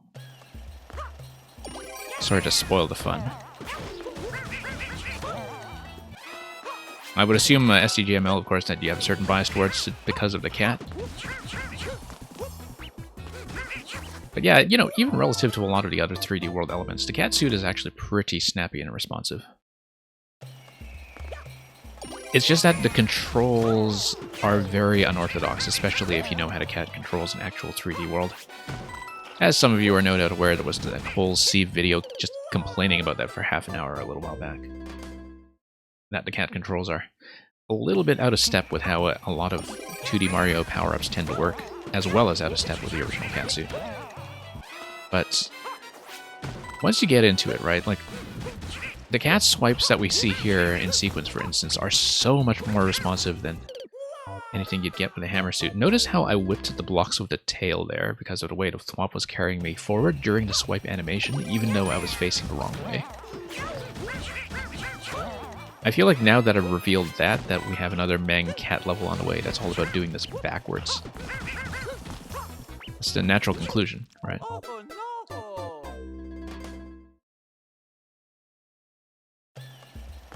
I feel like Steve burned out on Maker 2 quite a while ago, actually. He hasn't done Maker 2 content in quite some time. But he's still doing some Nintendo featurettes, but not quite the same thing. It's almost too bad, because as I've been saying to people on previous streams, that I feel like for all of the Maker 2 YouTube content that has come from other people that was out there, and there's been a ton of it, like a ton of people trying to establish a good equivalent YouTube presence, that there still isn't really a good one-stop shop for introducing people to fundamentals of Mario Maker technique when it comes to things like the loading rules and global ground and entity limits and so on. That there isn't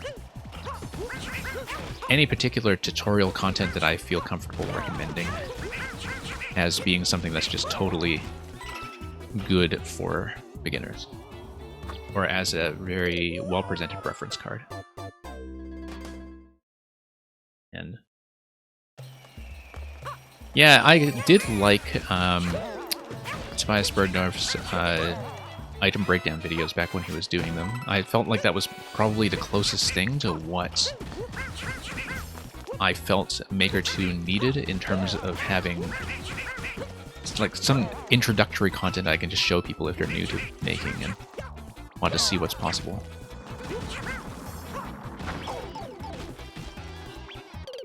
But the thing about Tobias is that I think partly he also burnt out because he wasn't playing levels that were as good as the levels I play here, frankly.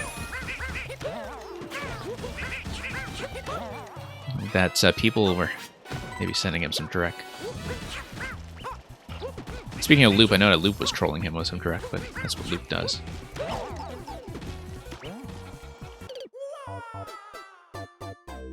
And yeah, I did enjoy that content because, you know, it was very neatly packaged. In that if you just wanted to look up a particular tech interaction with one item, you could just do it in 5 minutes. And so if somebody needs a concept explained to them, you could very easily just dig up a short video and show it to them in a very understandable way. I feel like maybe the scene in Mario Maker 2 at this point is sort of mature enough that maybe there isn't that much demand for introductory content anymore anyway, but you know, if it's not there, you don't get new technically minded makers coming in, right? Like, it actually, I think, has a bit of a suppressant effect in that way.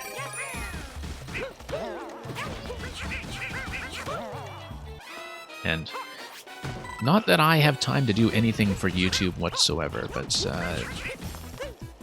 you know, if you folks ever have any particular ideas for things that you feel like are gaps that are not currently being filled by Maker video content, that is something I think that is worth discussing, even if I'm not going to be the one to do it.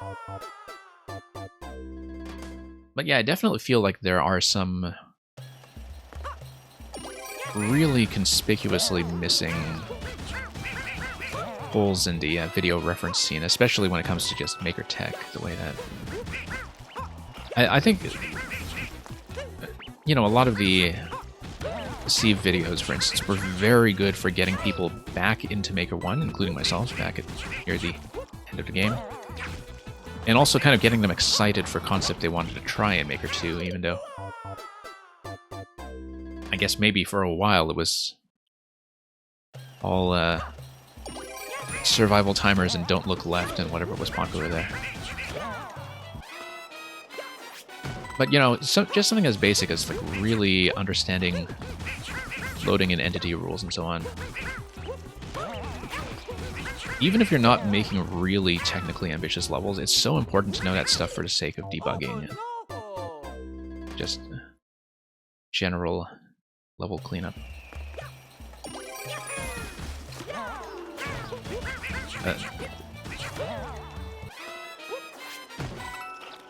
Okay, here we go.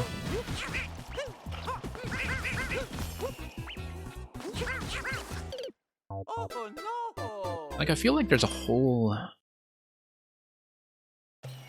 set of under-documented rules about momentum, for instance, that I'm mostly learning from Mang levels, just as one example.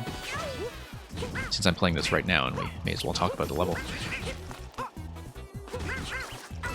That, like there's all this physics tech that is very kind of rules driven in Mario Maker that people don't necessarily think of as rules driven because you just think, oh, that's jank.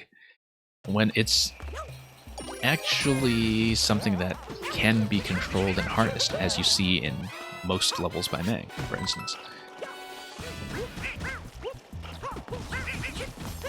And that if there were really good video documentation of this kind of stuff for beginners so they know what kind of combinations are possible with things like thwomps and clown cars and bumpers and other things that are based on speed manipulation, for instance, that's just this whole avenue of maker tech that exists but hasn't really been systematized, if you know what I'm saying.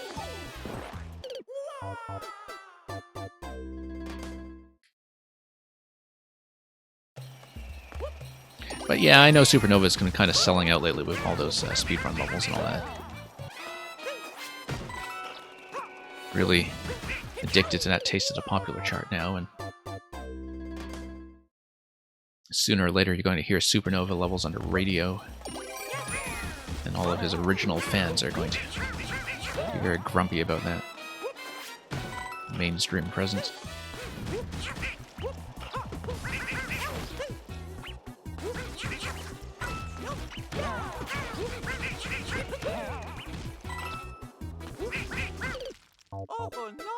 I was never connected enough to any sort of underground indie music scenes to kind of understand the mentality behind how, oh, this person's getting airplay into radio, they're a sellout.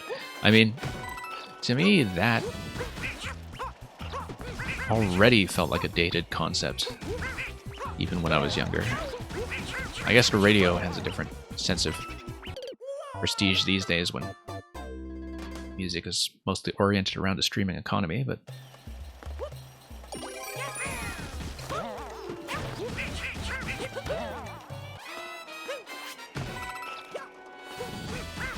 you see, SCJML, you joke about using real instruments, but I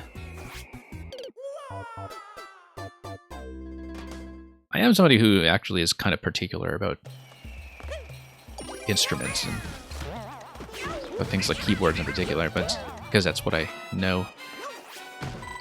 I remember when the video game remix scene actually was kind of making its first baby steps from being mostly MIDI oriented to people finally making analog recordings with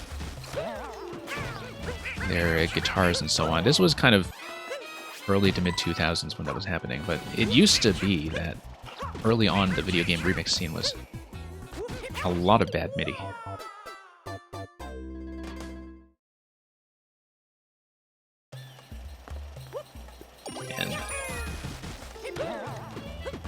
And yeah, the subtleties make a huge difference to me as well, but I find it really sort of unfortunate, understandable but unfortunate that, you know, as things like a starter home instrument, for instance, that digital keyboards have almost completely wrecked the market for low-end home uprights, for instance, because there is a certain degree of technique on the instrument that you're only ever going to get if you understand how hammer is interacting with strings, right? And you just don't get that from a digital instrument, even if it's saving you the cost of transport and tuning and humidity management and so on. But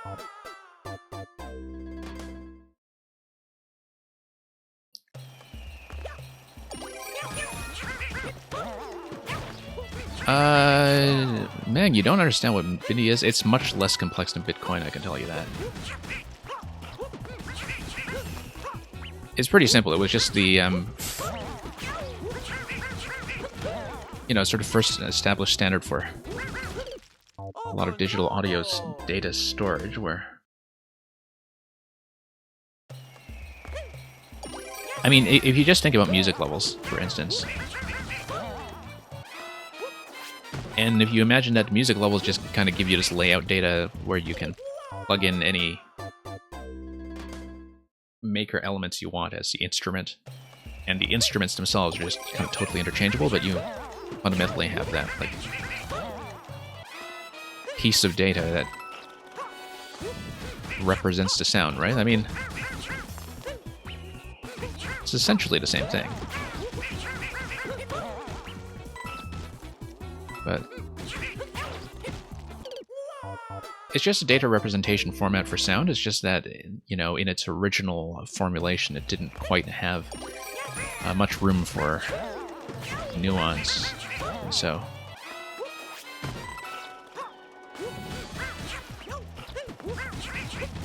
And actually, you know, with the right instrument patches, even the original MIDI format can be surprisingly powerful. I know that there had been a spec for like a sort of major MIDI version 2 or something that had been bandied about in the past year or two. I have no idea what happened to that. I haven't been keeping up.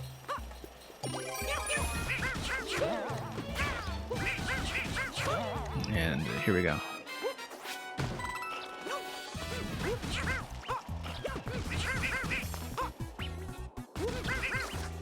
Okay. Whoops. I should really be paying attention for this.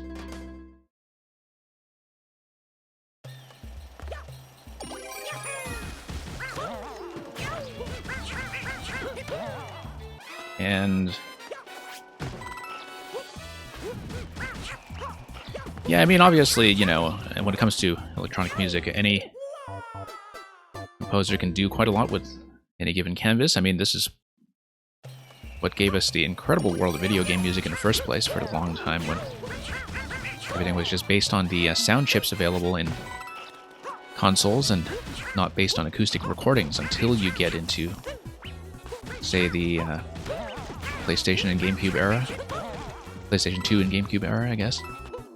Mostly you're not dealing with analog recordings until then, or... not analog, rather, but you know what I mean. Acoustic recordings until then. It's sort of remarkable that a lot of really interesting stylistic elements were kind of laid down in the 80s and 90s with video game music, as well as they were with a very limited instrument set. So thank you for that, Meng. We actually managed to get through that with a clear time of nearly an hour. I was very close to that final bit for the longest time, but at long last, we've given you all an excuse to spam the new GG emote, which I hope you're all enjoying very much as I do, because I was extremely happy with that design, as I've been saying, courtesy of Lecter. Okay, let's see about that Electrodude level that's been a problem for us for so long, as we go down my massive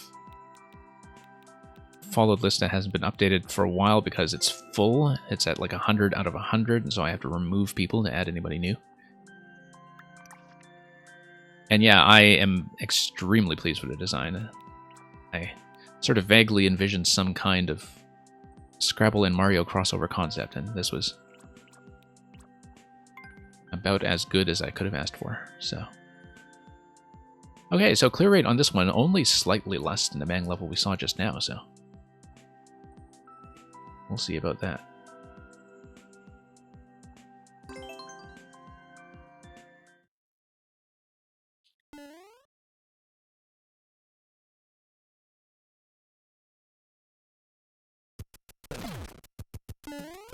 Okay, I mean, we're getting hard content out of the way today, might as well just work on it.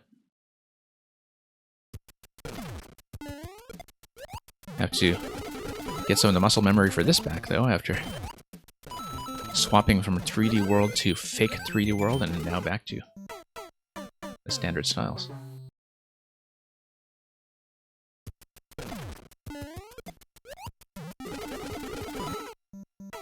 And yeah, the thing about filling up your maker list is that sometimes I think it's difficult to decide. Like, on one hand, you'd want to remove people who are inactive because then you would see a lot of active, fresh courses pop up on your feed.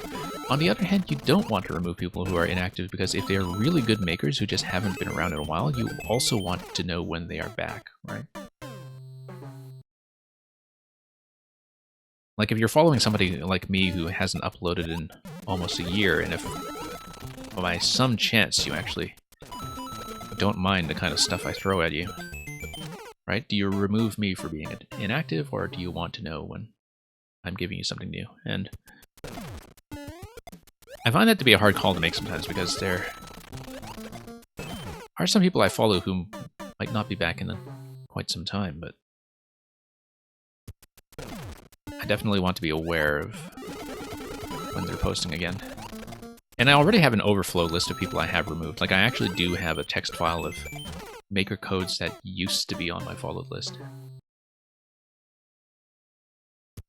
So.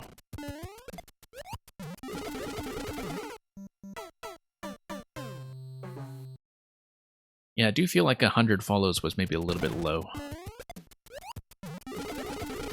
Especially because I'm somebody who is a little bit maker-centric, I guess. When it comes to getting the most out of playing specific people and going down their lists. Which was how I played Maker 1 as well, right? I would just find people I liked and just play their whole list. I actually don't really do that enough in Maker 2 because I've mostly been doing viewer levels, but as you know, on a lot of these side streams I've been trying to bring back some of that method again, and Supernova, of course, has been giving that a try as well, with more stream creator features.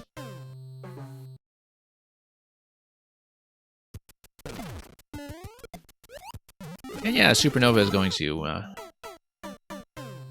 go on a hiatus, I guess, but that's okay. I still have lots of content to catch up on your end.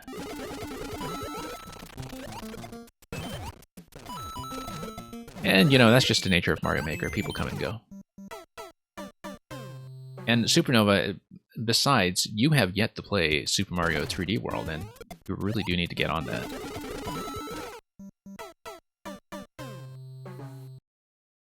Okay, still not really warmed up in this level yet. I had been doing better, actually, in some of the viewer level streams in terms of getting the early jumps out of the way.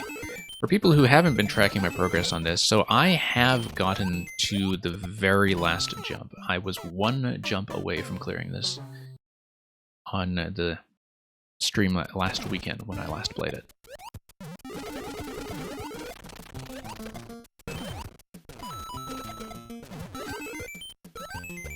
Yeah, that's the thing in that, Cat, is that if you take a break from the game, too much good content will be waiting for you on the other side.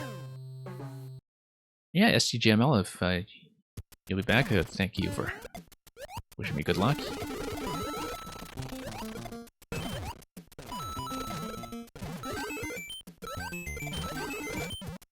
And here we go. No, not quite.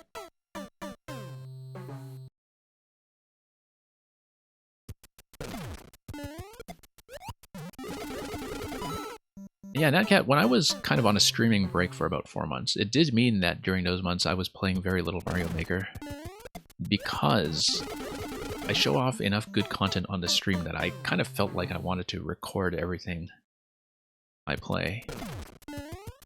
There's very little Mario Maker that I've played offline, in fact, other than Ninja levels. Ninja levels I did almost entirely offline, but off-stream, I should say, not offline. But the thing about Mario Maker content is that, given that someday servers will go down, I do feel like for preservation purposes I do want video recordings of as much as possible, especially levels that are really good. And so when I wasn't streaming, it also meant I just wasn't playing, because I felt like I was saving everything for a future recording.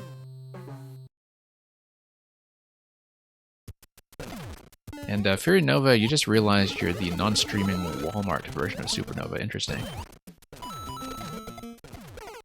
If Walmart is just full of Fury.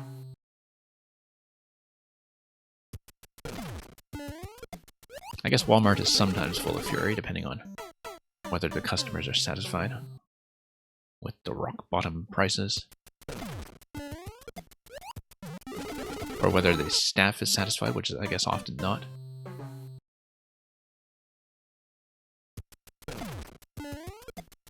Anyway, still haven't gotten to the second half in this session, but we'll get there. We'll get there. I just need to get some of the timings straightened out first. Yeah, it looks like we've kind of committed to a bit of a hard level day.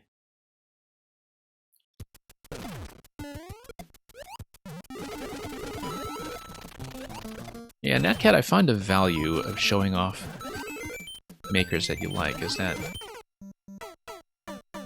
very often when people are feeling a bit aimless in this game as players, their question tends to be, you know, where do I find good content? And I feel like sometimes that as people who play this game a lot, it is up to us to take the lead when it comes to sending good recommendations around and giving exposure to levels that really do deserve the attention. Just to restore some sense of balance and fairness to the world. Within our very limited means as people who just play video games all day.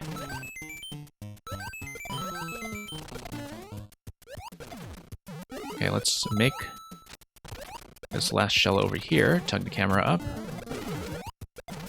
Nope, a little too close to the muncher. Actually landed on the shell for once, but just a little too close. So, we'll get there.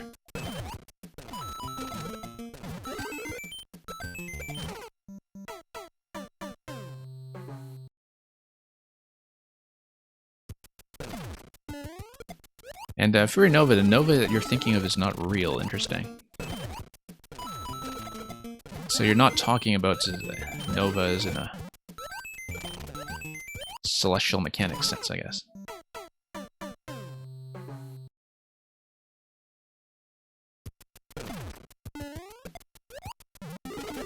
Okay, let's hop forward over here. So Natcat, which document level is the one under discussion here? Is that a fairly recent one, or...? Because I'm not totally caught up. I did try to have a document catch-up stream, and I got a bit roadblocked on a certain level for a while, and so didn't actually get as far as I wanted. And here we are. Whoops. Didn't go quite far enough. 143245. I'm actually not sure I know who that is. Maybe if I saw the level list, that would be familiar to me.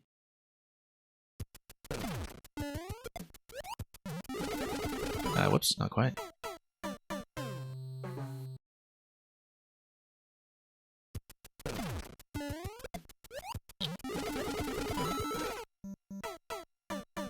You're talking about those giant space machines that grant wishes. Wait, so there are Novas that are giant space machines that grant wishes. I don't know what that is from, I don't think, but maybe something obvious is slipping my mind. If it's from a particular work of fiction, or...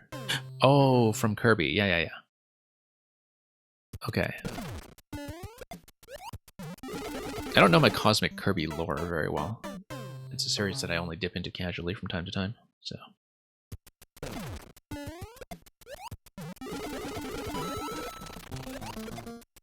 And yeah, Natcat, I was playing 1 or 2 levels from Frank88 recently. That's one list that I actually meant to catch up on at some point myself.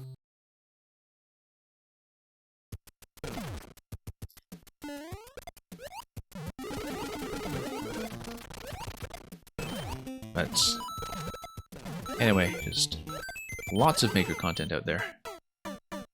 Yeah, I know that Kirby lore goes pretty deep. That's... Some people are very serious about it.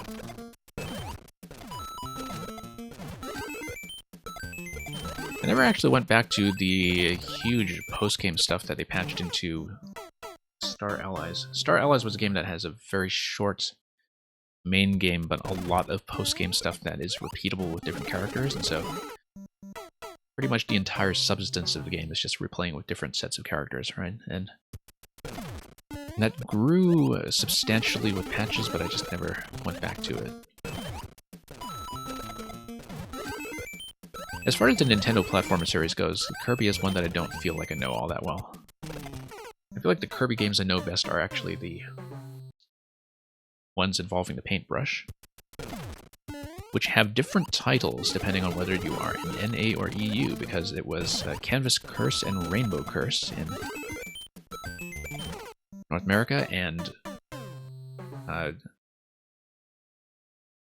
something paintbrush in EU, I think. I don't remember exactly. Anyway, we have a request to switch to Toadette. We'll do that promptly for the next attempt. In case Toadette is going to be the one to see this through, Toadette, of course, not having gotten her time in the sun from 3D World earlier. Sorry to spoil that, Toadette is not, in fact, in 3D World, but 3D World, in a way, kind of got Toadette her start indirectly by creating the design space for Captain Toad, which was her real first non-spin-off debut as a major playable lead character. And Toadette has only risen and risen since. Yeah, since Toadette didn't really get her time to shine, that's a good time to bring her in.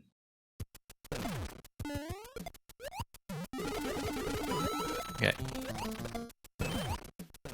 But yeah, I never caught up on Return to Dreamland, in spite of the fact that I remember when it was sort of the mystery GameCube Kirby game that was announced, and which never came into existence because it was, of course, delayed onto the late life of the next system.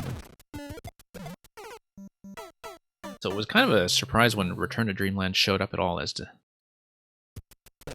reappearance of the GameCube Kirby that was teased many years prior.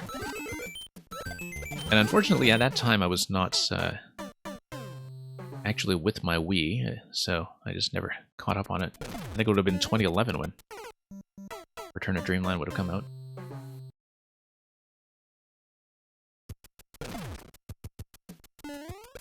But yeah, I will not claim to know any of my Kirby lore.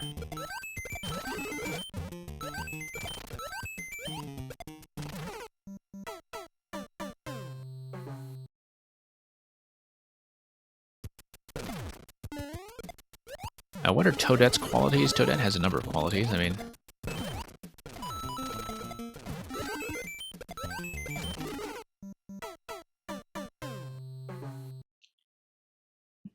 she's able to make some of the shell jumps from time to time. But... yeah, it's been really interesting to see all of these new Toadette sprites drawn in each style. Specifically for this game, I think, unless Toadette was available as an amiibo in Maker 1, but I don't think she was. No, not as an amiibo, rather, but as a Mystery Mushroom costume. I don't think she was. There is no Toadette amiibo, I don't think, but there were a lot of Mystery Mushroom costumes of things that did not have an amiibo either, so... I can never quite remember now what was already part of the palette in Maker 1 and what wasn't.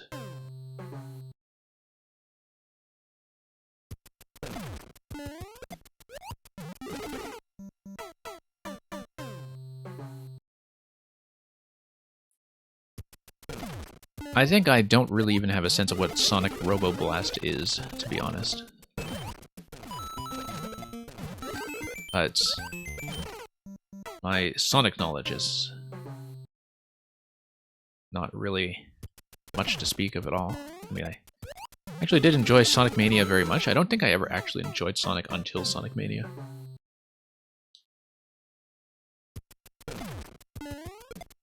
And yeah, all that stuff about Dark Matter and the Kirby series, I don't follow any of that. I have no clue whatsoever. And yeah, momentarily sane, since I finished Champion's Road with the remaining clears very early in the stream, I've just been cleaning up some unfinished business from previous Mario Maker streams, some levels that have been taken quite some time. This one, over the weekend on the Maker stream, I had actually gotten within one jump of finishing, so seemed like we were fairly close to getting it done. But of course, sometimes there's a bit of regression to push through as we get back into practice.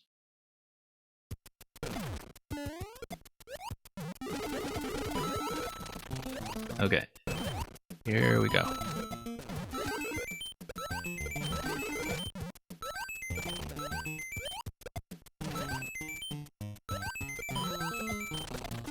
And whoops, not quite. Usually don't have too much trouble with that landing, but here we go.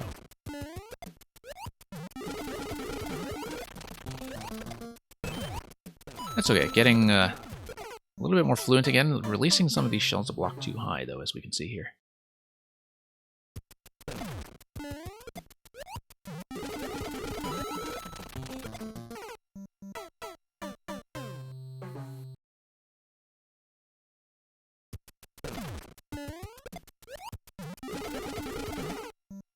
Yeah, Kirby lore is one of those things where even when I just hear people discuss it casually, the way that Electrodude has been doing, I just can't make any sense of how that even connects to what I see in front of me inside the game.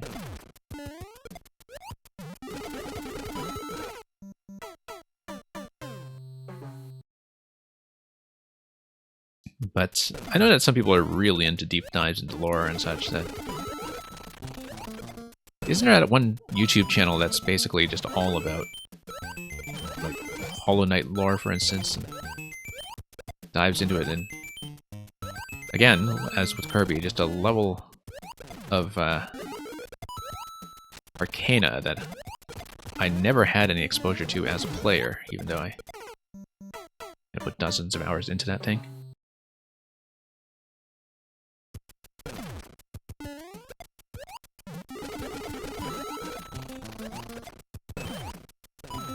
And Mang, are you still talking about Sonic Roboblast? I don't think I even had any concept that it was a platformer, but you've seen people doing Kirby lore speedruns. So in terms of like speedy explanations of it, or you know, like here's Kirby lore in 5 minutes, or something to that effect.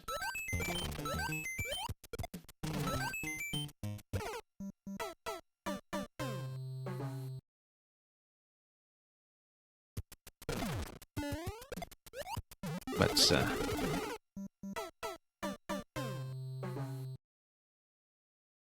the What is Kirby Canon series? Yeah, that's I know nothing about this, as I said before, but I will let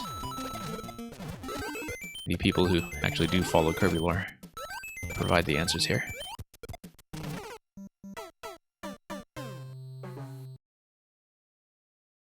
Is Kirby lore basically a quick iceberg, as opposed to a really slow-moving iceberg? Or just in the sort of general metaphorical sense of an iceberg having a visible tip that, you know, conceals something big enough to wreck the Titanic.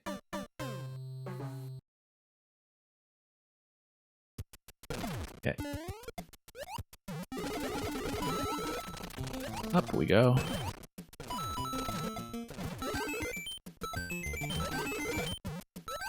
And here we are.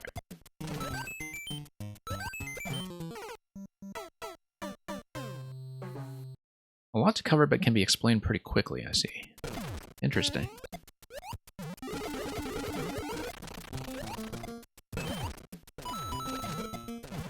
Okay. Let's move on up here.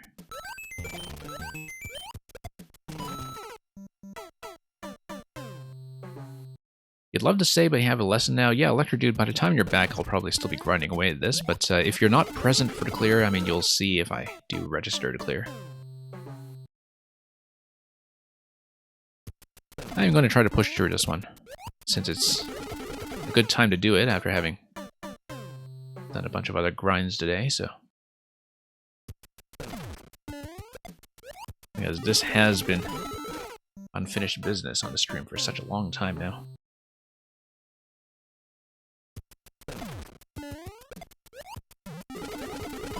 Whoops. Yeah, I guess Electrodude has had a lot of himself to watch today between my stream and Supernova's before that.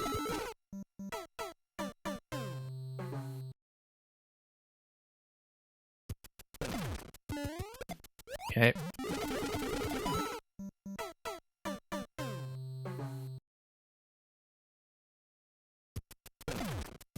Yeah, we'll eventually get this somehow, I'm sure. You saw Mario Maker Iceberg.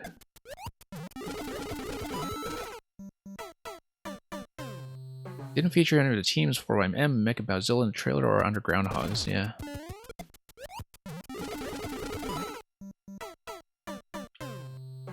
I mean, if it did, then Mecha Bowzilla would have come along to wreck the Titanic. I'm sure that just made sense in my head.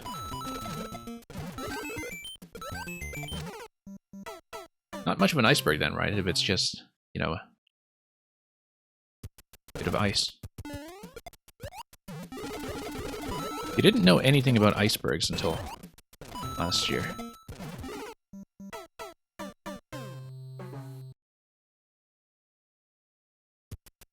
I mean, are we still talking about icebergs in terms of actual icebergs, or icebergs in terms of some kind of a metaphorical sense that...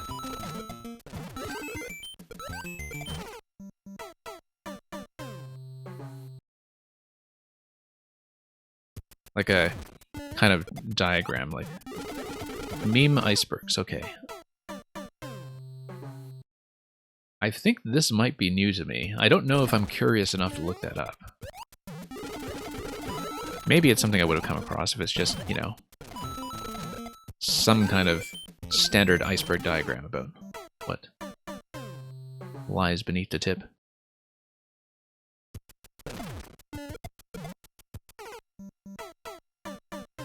Kind of meme, also lore, I see.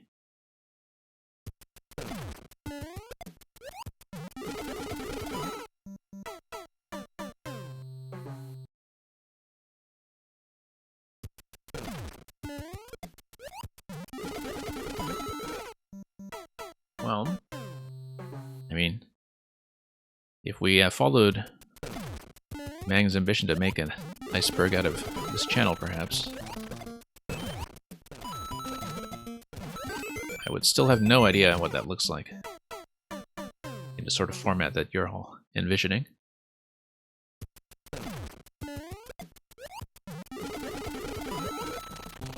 Whoops. Yeah, I'll hopefully be able to push through this in a reasonable amount of time. We got so close in even just a short sitting last time I attempted this. Not doing so successfully today. I am having some trouble with the early jumps that I thought I was mostly mastering, but we'll just straighten that out with time. The weird thing about shell levels like this one is that they do kind of become automatic after a while, where I feel like I'm actually doing better when I'm not paying that much attention.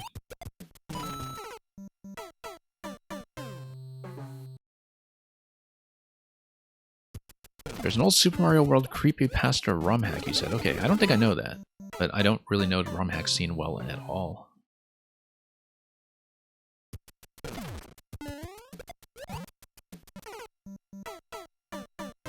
Yeah, explaining the lore of Ocarina of Time, momentarily Sane says, starting with the obvious things people know to things that are heavily scrutinized or conspiratorial. Right, as you get deeper into things that are just speculation about, I guess, what the Happy Mask salesman is up to these days, or whatever.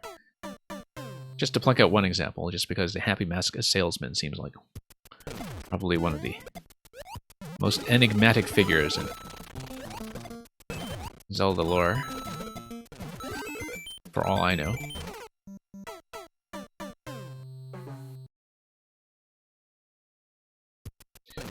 Sort of get the sense sometimes that Happy Mask Salesman is the secret master of Hyrule. One who really knows what's going on.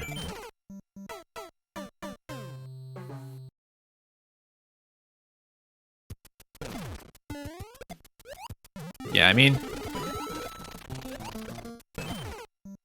all that stuff with the timeline and such is really not as complex as people make it out to be. It's not really, I think, something that rewards that level of scrutiny, but it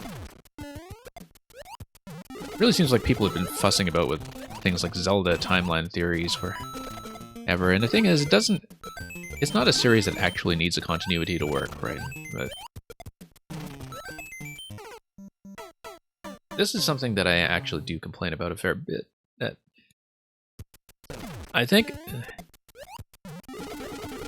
in the sort of post-70s and 80s landscape in particular, where everything has been atomized into role-playing rule books and lore books and so on, you know, as you get into the age of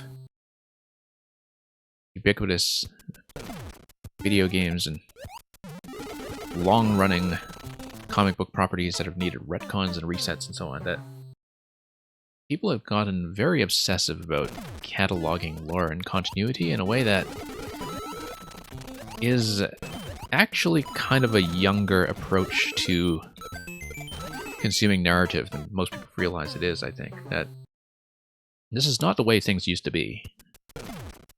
The sort of obsession with canon and so on. So I tend to be very critical of that stuff. I don't talk about it much on the video game side of things, but, you know, elsewhere in other contexts, I guess. Something I'm pretty critical of from time to time, that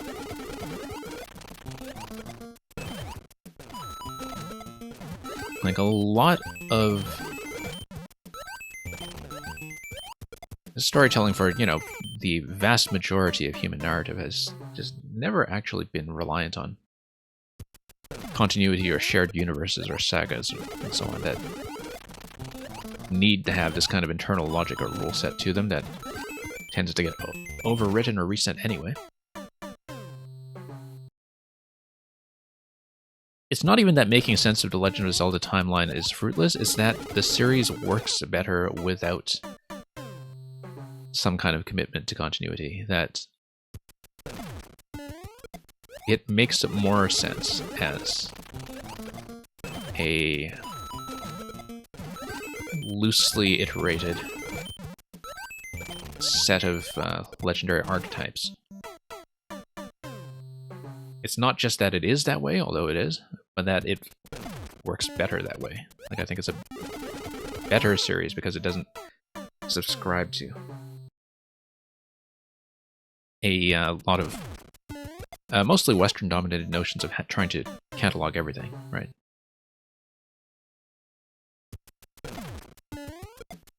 But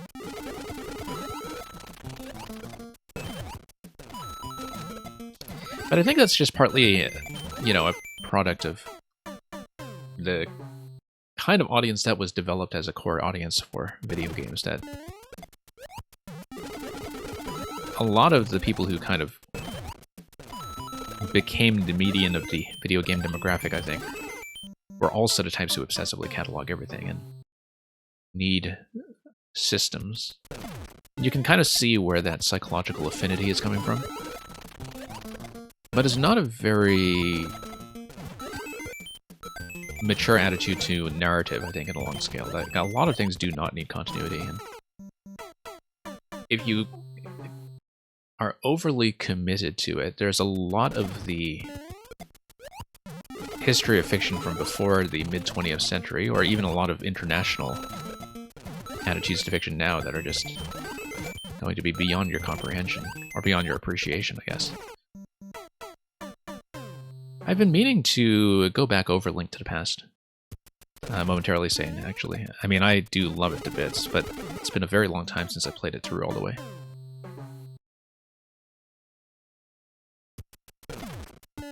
For Nova, in terms of Zelda fans that have come in from Breath of the Wild, I don't know if I've observed the same effect, because I don't really look at a lot of stuff on the community side these days with series like that. Like, I'm always surprised when, you know, I look away from video game communities for a few years, and I suddenly find that some kind of surprising backlash or change in sentiment has happened where suddenly everybody hates this thing. Of course, there's that very popular notion of the Zelda cycle that had been going on for generations about how people always get wrapped up into this backlash against the latest game, which Breath of the Wild has somewhat escaped because it's just fantastic.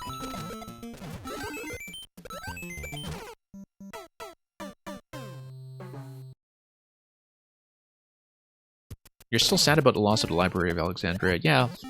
I mean, that's... you know, not the only massive crisis for the continuity of our cultural knowledge in many ways, but definitely the one that feels like it hits the hardest when you come from a Western heritage in particular that has a lot of influence from the classical world.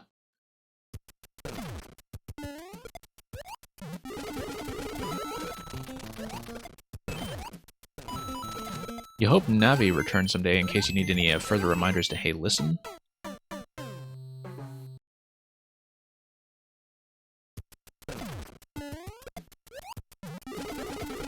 But yeah, Link to the Past, I find it absolutely remarkable. It's funny because I've definitely met some people who played things like Link's Awakening or the Oracle games first and did not, coming from that context, really quite grasp what a huge leap in design Link to the Past really was, you know. In the same way that SMB3, for instance, was a huge leap when it came to what 2D platformers were able to do. Because there's so much of Link to the Past that we actually take for granted, even when we do recognize how well it holds up today as a true classic of game design that has not really been replicated. Mostly because, you know, so much development in the 2D format just kind of got confined to portables for generations afterwards.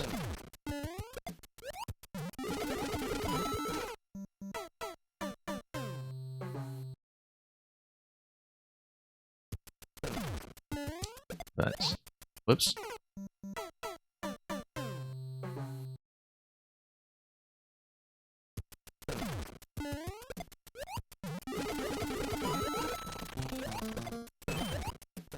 Okay, let's plot this.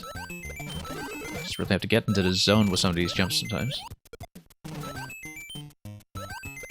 Yeah, I've been grinding this out for long enough now that there's, as I said, not that much for me to actually talk about with the level itself, so it's kind of nice to just have this going while we chat about Zelda or something instead. I tend to have this endless to-do list when it comes to things I want to do with games, and one thing I have been telling myself to do for a long time now is to finally do a run of Breath of the Wild Master Mode that is totally without fast travel, and also in a second language. Like, that's been a very specific condition that I've wanted to play with for quite some time. The thing about Breath of the Wild was that I was warping around until after I'd already cleared the initial 120 shrines, and it was only as I was getting into endgame that I discovered the wonder of playing the game without warping, in that you just develop a whole new appreciation for following the course of where the landscape is able to take you. And, you know, if you miss your intended target, you just have to roll with it and find your way into some other trouble.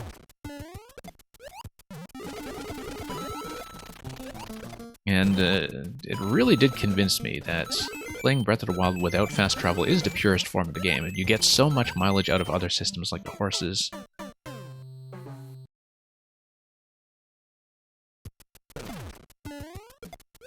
And yeah, momentarily saying I did kind of do a circuit of the whole map. I didn't speed through it. I think it still took me maybe the first 50 hours or so to cover all of the towers, but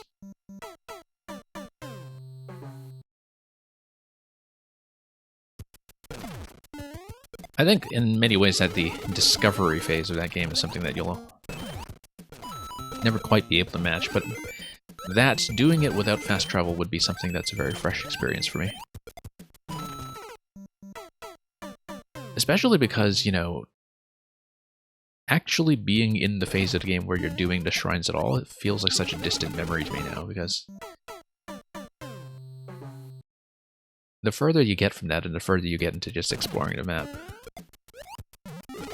you know, the less of a fraction of the game it is, I guess, to do anything that is the piecemeal content that you get out of the way very quickly.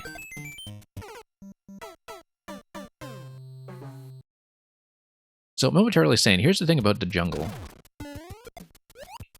That I spent the longest time trying to hunt the dragon.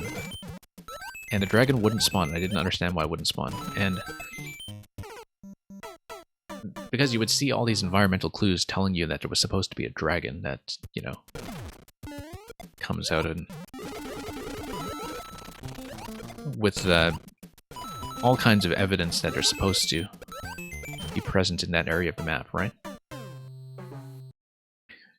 So it turns out that because certain things that are kind of designed to be introductory tutorial content in the game were things that I put off until about 200 hours in, like going to Kakariko Village for the first time and talking to Impa for the first time and getting your camera and unlocking the lab, etc. Like, I left all that stuff so late in the game that I didn't realize that certain things like the dragon spawning locations were actually hidden behind them. Now, I could get the blue dragon, I could get Nadra on top of the mountain, because that was not locked behind some of the other unlocks. No, it wasn't that I couldn't figure out how to kill it. It was that if you don't do some of the tutorial triggers, like getting the lab and Ashika Slate camera and such, certain dragons just never spawn. Like the one in the jungle area just never spawns. And most players won't know that unless they play the way I do and do things in an order that some might find totally backwards.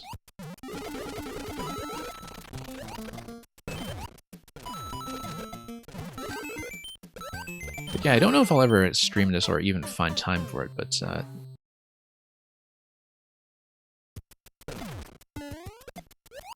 definitely have had that in mind for the longest time as the next encounter I'll have with Breath of the Wild. And you don't think there's any way to play it wrong, I agree. But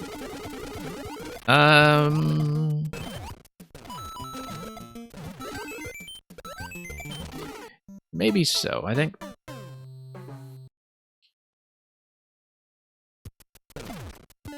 fundamentally, no matter what you choose to do in that game, I think it's very important to the spirit of the game that it is your decision and something very self-guided. So to the extent that there's a way to play it wrong, it's to just, you know, constantly look up directions and solutions and everything, but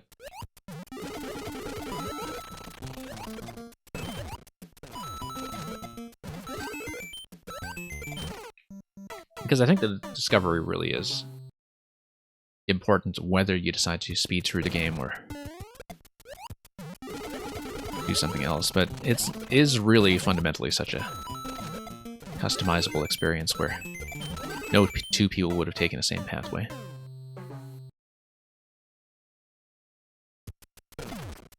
Incredible to think that that was out 4 years ago now.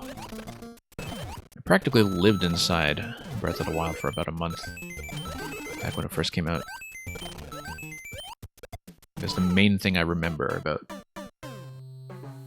what happened in March 2017. I feel like everything else was just sort of in the background of playing Breath of the Wild.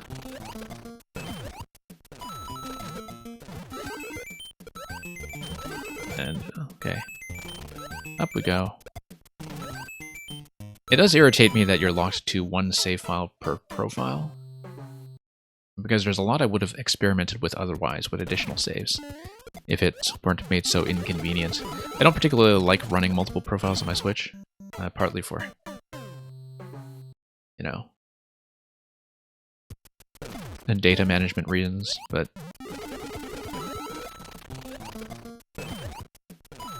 that's one complaint I have about it.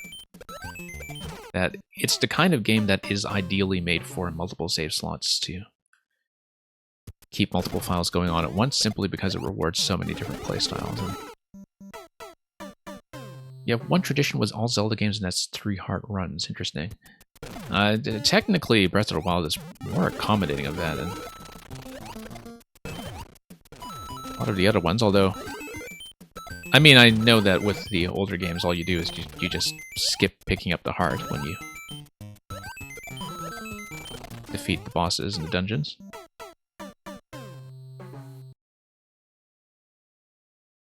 You can definitely see how they stripped back a lot of the intended feature set of the Wii U. That, you know, the whole point of having the Sheikah slate in the game was as an analog for the Wii U gamepad. That they had all kinds of things that they wanted to do with it as a map and a camera and all that. Something that you would kind of point in front of you when using stasis and magnesis and the rest.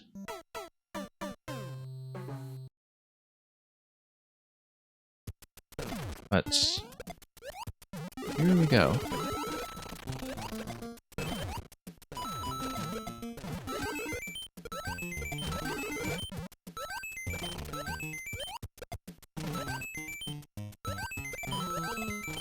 Okay. Nope, not quite.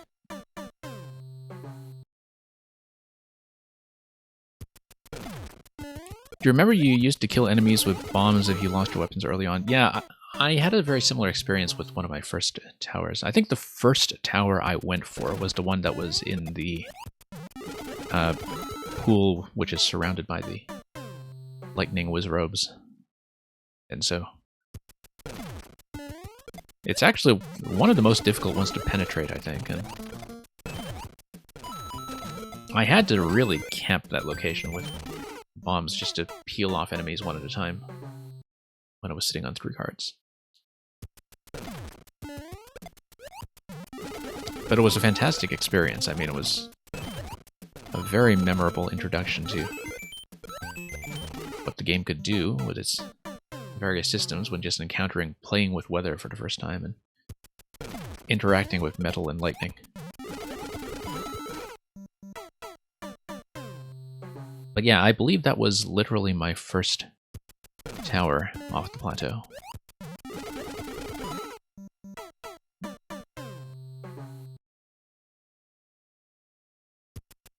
Okay.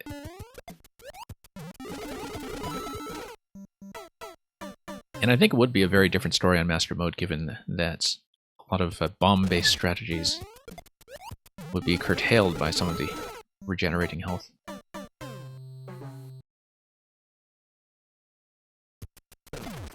Okay, let's see if I can finally get this.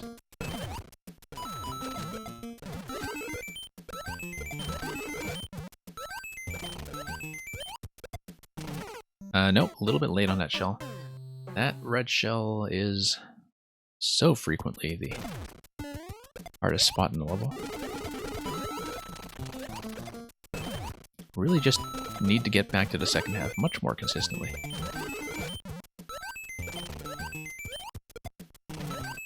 Yeah, the thing is, the sort of approach I took to playing Breath of the Wild is something that I think I'll never be able to repeat with any video game again. because I no longer have the time to really do what I did back then and just live inside the game practically for a month.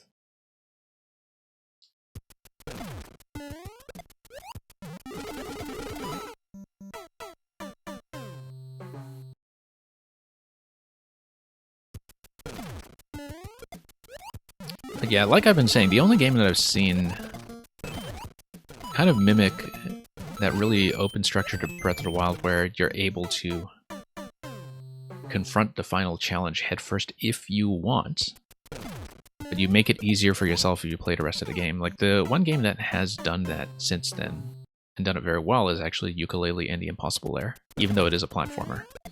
Like, it does borrow Breath of the Wild's central structural concept, which is that the final challenge is always available, and the point of playing the rest of the game is to give yourself a leg up on it. And yeah, it's too bad you missed the sale, but it'll be back.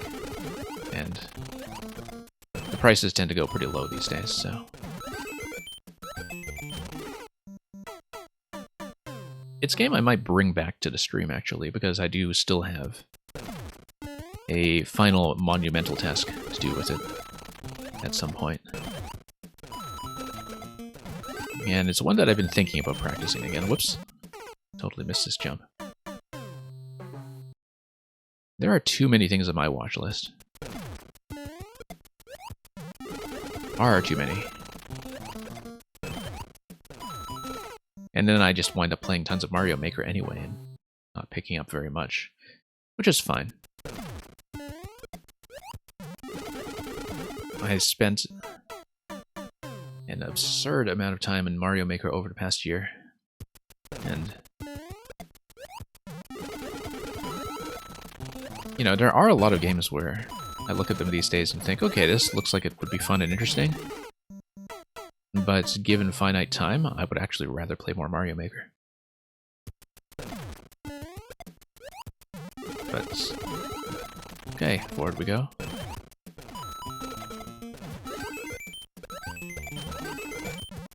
And okay, that was a very near miss, and that was a miss.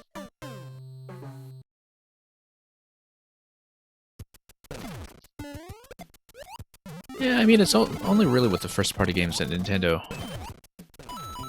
doesn't go for steep sales, but that's because things have traditionally held their value, right? And even gone up in value in some cases if people discover the wonder of certain series long after particular entries have come out. And that was certainly the case with Fire Emblem Path of Radiance, for instance, and maybe even Radiant Dawn, its sequel on the Wii. Definitely the case with Earthbound, which I actually bought a cartridge of on auction many, many years ago, and I'm really surprised that it's managed to hold its value even after the game has become much more available digitally. Whoops. And yeah, Reeboks, we are back here. I finished my final clears with Champion's Road to 100% earlier in the stream, and then I finished a Mang level that had been left unfinished for some time. And so I thought, okay, we're on a roll. Let's do this and see if I can get a whole bunch of unfinished business out of the way today. So Reeboks, hope Darker Side has been going well. I know you've been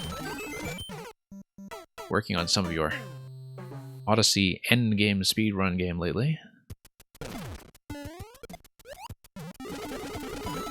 So, hopefully that's something you've been putting together. Okay.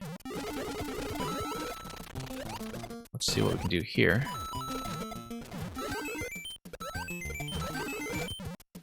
Yeah, I really do hope, given that the incredible software library that exists on the Switch and has, for the first time, really kind of made a Nintendo platform look practically like Steam.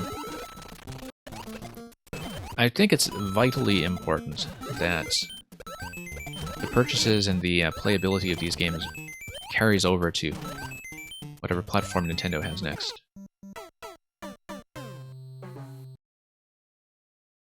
And it's something they've been trying to transition towards even as early as the Wii U, but they kind of went back on that because the Wii U, of course, just had a totally different software architecture, which a lot of developers did find difficult to work with. But I think the Switch was partly designed with that in mind, that it was meant to be a multi-generational OS, and I really do hope they keep that commitment, because, you know, we cannot afford another generational reset on the entire Nintendo software library like we've seen so many times in the past. So today's run, Rebox, you're telling me did not go well. That's unfortunate. Any particular stumbling block, or? I mean, Darker Side is a fairly lengthy piece of work to optimize. I don't know much about the speedruns in that level, other than, of course, the big glide-on skip that was discovered very early on in Odyssey. Nuts. How did people die on the starting point of the map? Oh, of this one. Because if you hang around too long, the shell wakes up, right? So if you want to die right at the very start of the level, that's... Whoops. The easy way to do it is you just kind of stay there AFK and take a sip of your drink or whatever, and the fuzzy beetle crawls over and hits you. AFKers, exactly.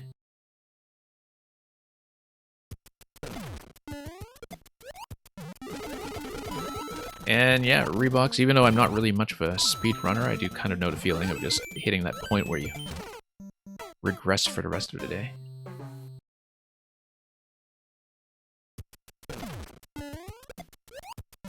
But yeah, I mean, I guess, are you putting this together eventually for a stab at Odyssey's 100% category, or some other massive category that involves Dark and Darker Side?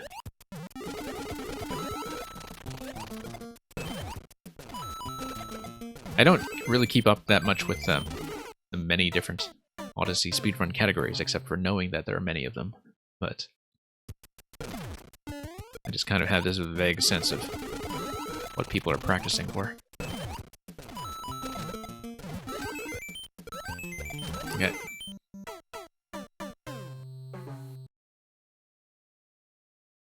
Yeah, I don't know, momentarily saying what the current category record would be for that. I mean, you'd be surprised sometimes with how well people have optimized stuff like that, if they're speedrunning at a very serious level.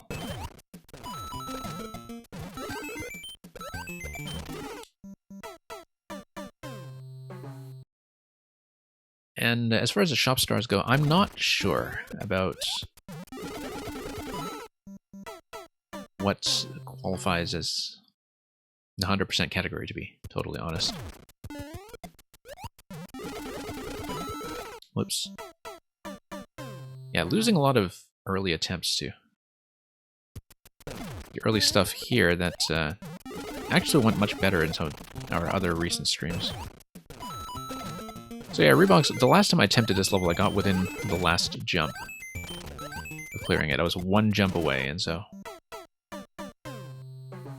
the clear is going to happen at some point. It's just a matter of whether this finds me at the right place at the right time. But yeah, apparently I decided that today would be the hard level day. I was originally just expecting to stream Champions Road and be done with it, but it went surprisingly smoothly with my remaining clears. Current record for 100% is 8 hours 55 minutes, so interesting. So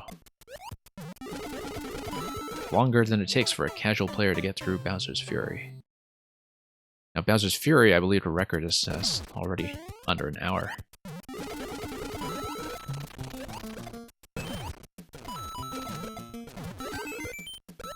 Okay. Yeah, you'd have to be pretty committed to even chase categories like that, but you never know how much room for compression they have. with time.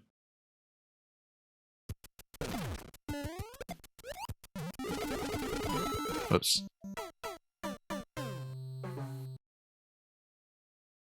Because I sort of remember back in the early days of Wind Waker, people were thinking that there would be so much time in that game that was not particularly compressible, and now, if you look at where it's gone since, hey, let's take a moment to pause here and acknowledge the raid from Nintenor. Thanks for coming over, Nintenor. We were also playing 3D World and Bowser's Fury earlier in the stream, and finished up my final clears for the true 100%. And so I had so much time left over, I thought I'd switch to Maker after that. So Nintenor, I don't know how well you did with the final rank in the last Ninja speedrun level. I assume that it was something ridiculously high. Let's hope that all of this stuff has been going well for you, so...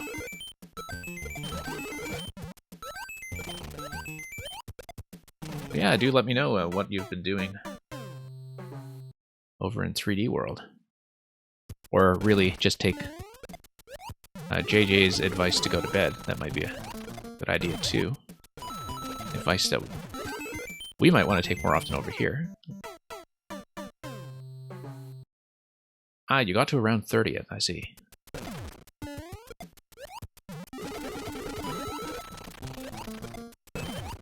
Yeah, I was nowhere close. I mean, I'm not a serious speedrunner. I just tend to stop at around top 2% or so, so... I just found a nice, comfortable route down to about 59 seconds, and decided, okay, this is clearly not the optimal route. But I don't have a technique to do the optimal route, so... we'll just leave it at that. And Onyx Ebony, you were 45th. Congratulations. So, a lot of speed demons coming in with Nintenor. Not to anybody's surprise. But yeah, I decided since I finished what I wanted to do with 3D World fairly early in this stream that I would just mop up some levels that I had been still leaving outstanding as unfinished business.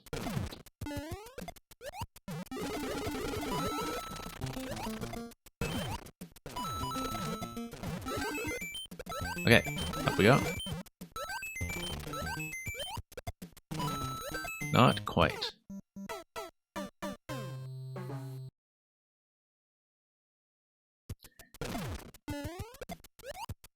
What a nice ninja emote you got there as well. Very fancy. Coming in with the Nin Raid.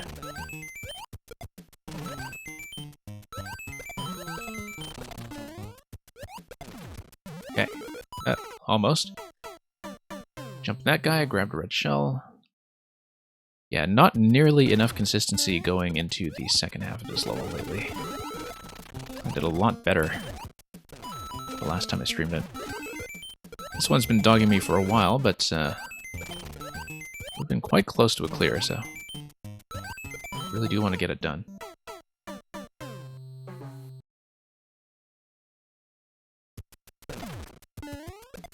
Okay.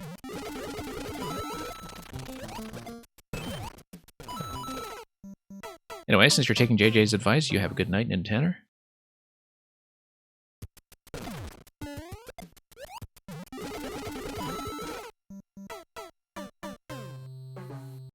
So yeah, those of you folks who are new here, we do usually run Mario Maker as the main program on this stream, but with some occasional diversions. So we'll be back tomorrow during the same block for viewer levels. Today, just finishing some stuff I wanted to grind out.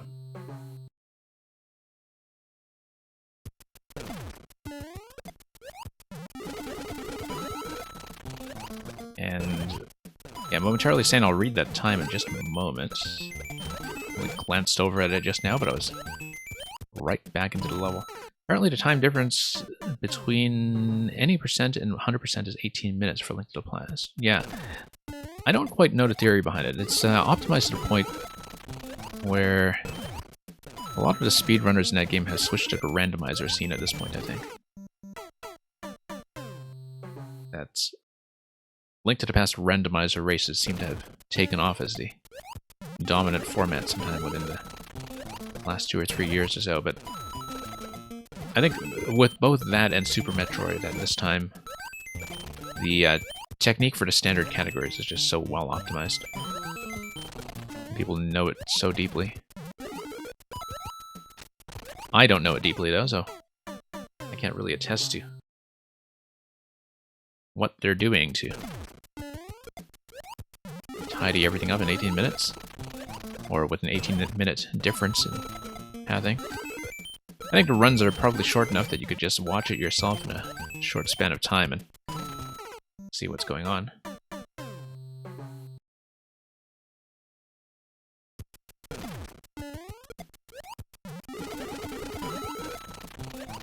But yeah, a lot of the speedrunning scene is mysterious to me.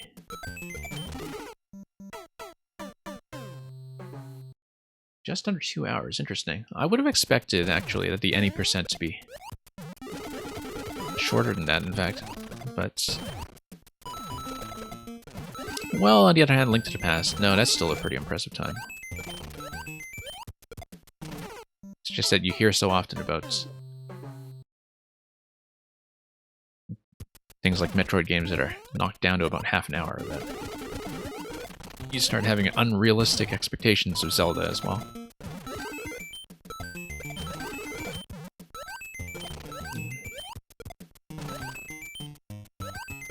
Okay, let's see if we can make it happen this time. Whoops, not quite.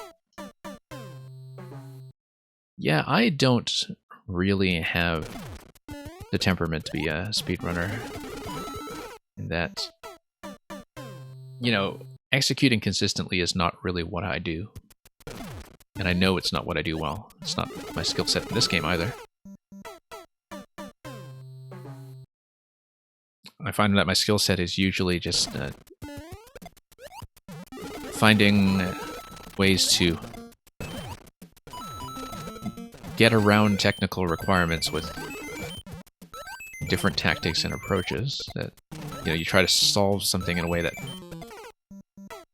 allows me to clear something that would ordinarily be a little bit outside my range, but it does mean that things that are very precision dependent or input dependent are not really something I know how to work on. I've always sort of been interested in a lot of the speedrun tech, though, in that, you know, I feel like even if I have no ambition whatsoever, for instance, to get a decent time on Super Metroid, say, that it would be worthwhile to know what the different sequence breaks and skips are, and to be able to execute them even if I can't do it very well or very quickly. And that it would still be satisfying, just from the perspective of literacy in a big part of that game, too. Learn some of that basic stuff in a way that in a game like Mario Maker you would be learning advanced tech like shell jumps.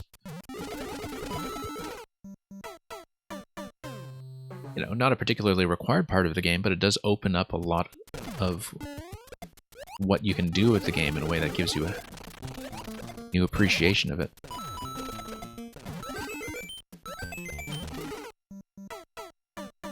You do like watching pixel perfect Mario stuff? Yeah, I mean, difference between watching and playing, I guess. I don't know if you mean like pixel perfect Maker precision content, or if you're talking about Nintendo's games themselves in terms of frame perfect speedrunning and so on. I honestly don't really find a lot of precision stuff especially watchable, but I guess it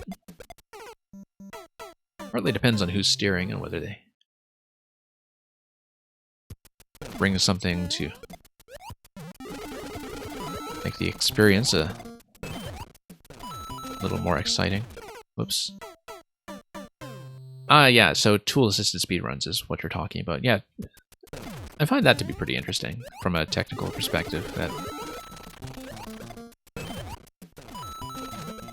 tool-assisted speedrunning, and, you know, the results are often really visually interesting as well from just how finessed everything is.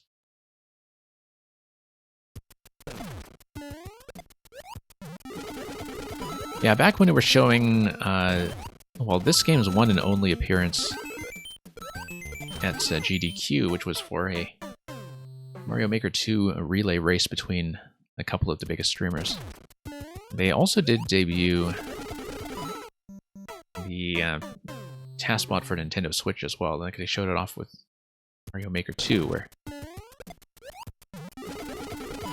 the people behind it had developed this totally hardware-independent solution for it, where you would, you know, just put their bot hardware on top of your Switch hardware with no modding or any other kind of interference required, and it would just be able to execute as this external device. And of course they kind of kept that proprietary because of the possibility that releasing the technology very publicly would just destroy the integrity of a lot of speed records within this game. Which I remembered the developers to be somewhat conflicted about, because the lead developer on that, I think, was Jakku, who is the developer of the Warp World bot and a bit of a hacker extraordinaire. And, you know, he's somebody who's very much into open software, as most hackers are, but even people from that perspective do need to make trade-offs sometimes when it comes to things that are potentially totally game-breaking. So, nope.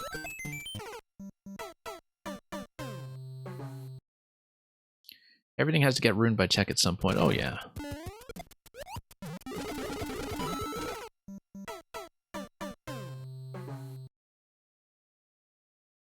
But, you know, some things like leaderboard integrity really do keep people invested in a game. Like, you don't want all your high scoreboards or speedrun times to be hacked, right? And because it just discourages people from playing at all, from treating it as a meaningful accomplishment. But, I mean, I think this stuff is probably intuitively obvious to you. I'm just pointing out what you already know, but the tech is still pretty interesting anyway, even if it is being kept proprietary as a proof of concept.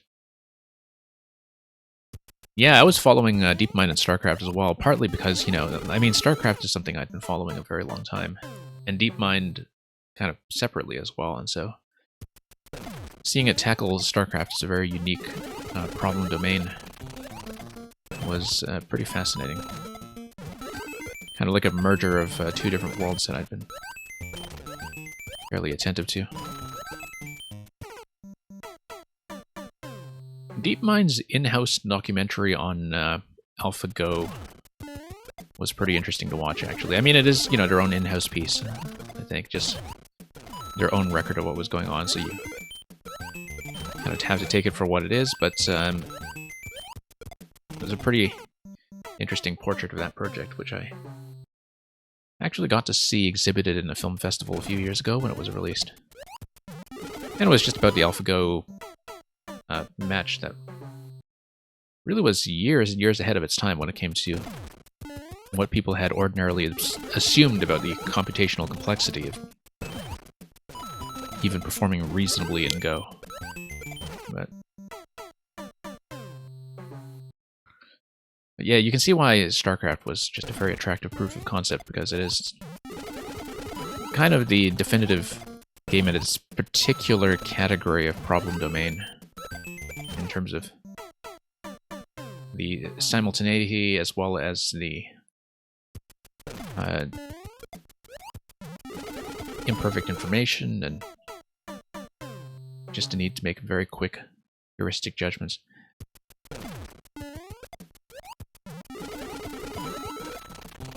It came late enough in the life of StarCraft 2 that I don't think it ultimately really had a noticeable impact on the human metagame, although people were wondering about that for a while, like whether or not the fact that DeepMind, for instance, was oversaturating its mineral line before expansion, for instance, like whether that would be something that would feed back into the metagame as something that was computer optimized. But by then, the kind of human StarCraft meta was so mature and well-defined that I don't think there was too much of an impact. Given that so much of the StarCraft meta is just spearheaded by like a few specific pros at any given time, you don't really have that many people introduce big novelties in play that catch on in the ladder.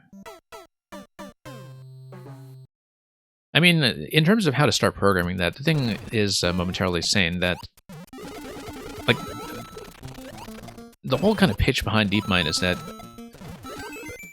their method is a relatively generalizable method, right? That it doesn't take long to adapt it from chess to Go to StarCraft to protein folding, even though those are radically different problems. That the fundamental machine learning architecture behind it is something that you can map from problem to problem, and that's what makes it so powerful. I'm kind of... I've been away from this stuff on a technical side for quite some time, so I can't give a very good explanation of it, but... I mean, the whole idea here, right, is that the algorithms themselves are generating algorithms that are kind of opaque to the outside designer, just through a ton of iteration, and so... You know, it's absolutely fair for you to say you can't imagine how to start programming that, because neither can the programmers, which is why they get the computers to program themselves. If you know what I'm getting at. Like, in a very rough sense, that's the reasoning behind the method that makes it work so effectively.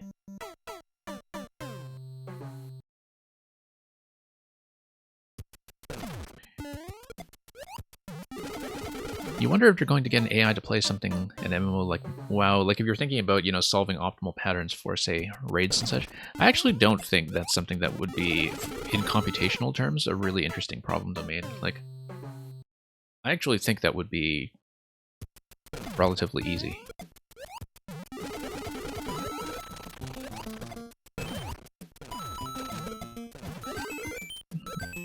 Whoops. Because it's not something that's really dependent on a lot of the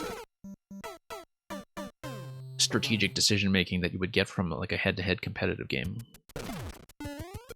Especially one with imperfect information, like StarCraft, or for that matter, poker.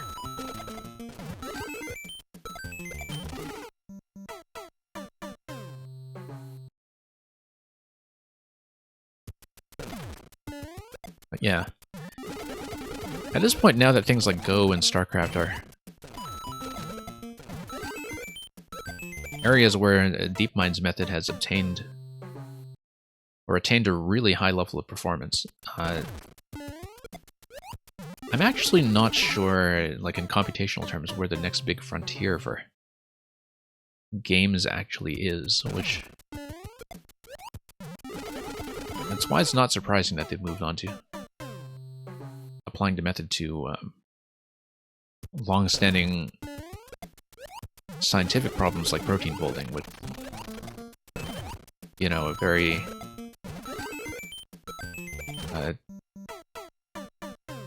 similar kind of complexity to them.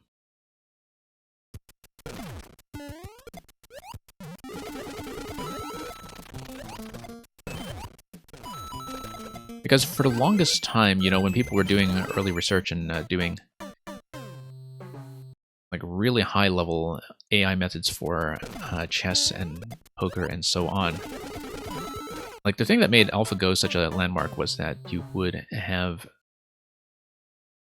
it be basically common knowledge in computer science circles, like a common wisdom that like Go was this thing that was really, really far away, and it's a thing that games research will get to someday maybe, but which is fundamentally formally so complex that we don't expect to do it soon.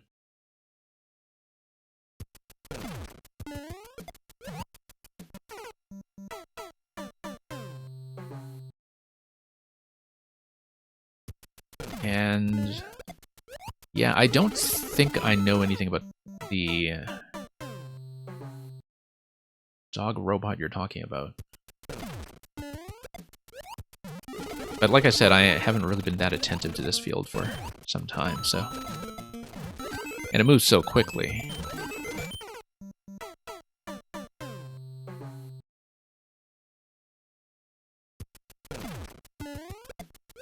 But...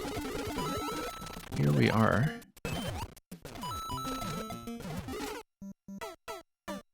Boston Dynamics has an AI robot dog called Spot. I see, okay. Hey Mang, thanks for coming for this long and staying for the kitty level. I'm glad we managed to get that out of the way so we can get to some new content if we see you around for viewer levels this weekend. So yeah, have a good sleep. I don't know if I will beat this, but this is actually going worse than my last few series of attempts at it, to be honest.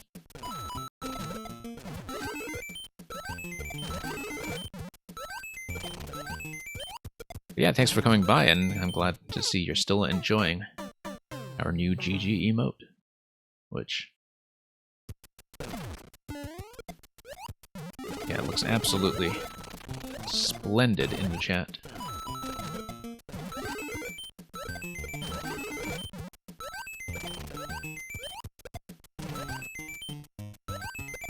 Oh, whoops.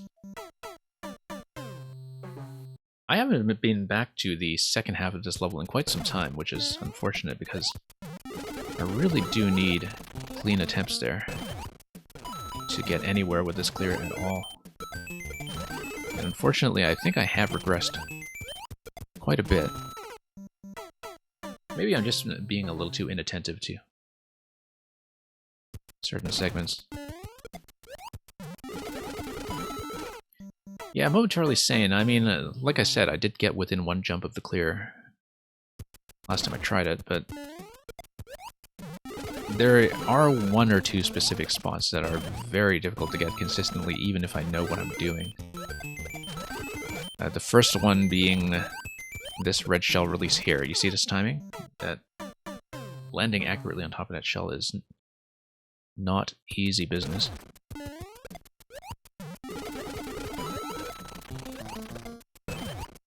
And yeah, man, you may as well enjoy the point dump while you can.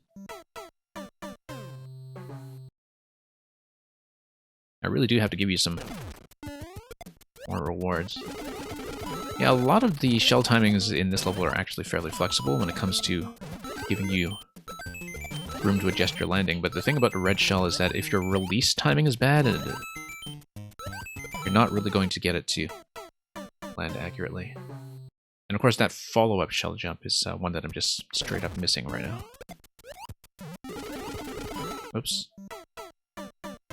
Yeah, thank you for sticking around for so long, Furinova, so see you around as well.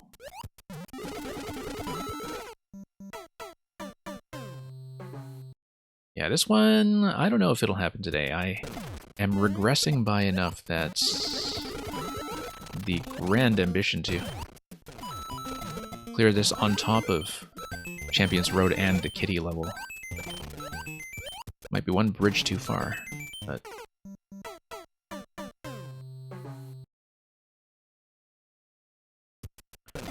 we'll see. Only one way to find out. Nope.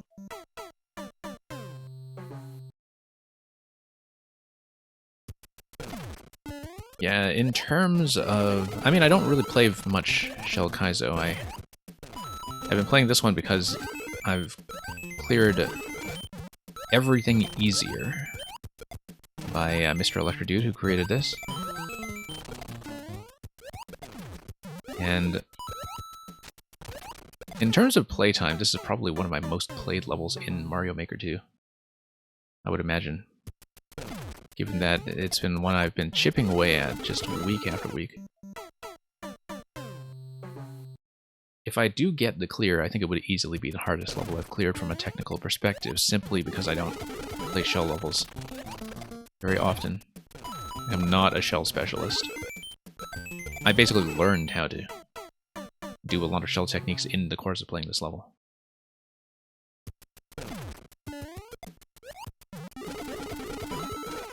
And yeah, Electrodude had to step out for a bit, but momentarily saying if he were here, he would be able to give an answer to that. But you know, in terms of how to get clear. Now, the thing though, clearing it in a straight run is just getting a clear. There is no checkpoint in this level because it is one that just has a practice store that you can see from the very start that takes you to the second half. So you can just practice the second half by itself, but the reason there's no checkpoint it is because so much of the central mechanism is based on having the spike ball activation near the start, when the spike ball falls in that early column, carry all the way through. And yeah, from a shell specialist perspective, this is comparatively easy. Like that's the amount of time you have to react and position yourself between jumps is much more relaxed than what a lot of the Team Shell people typically play. So yeah, I guess Electrodude is hanging around here. So we'll see if we manage to get it. It has not been a particularly good run so far. Not as good as the last few.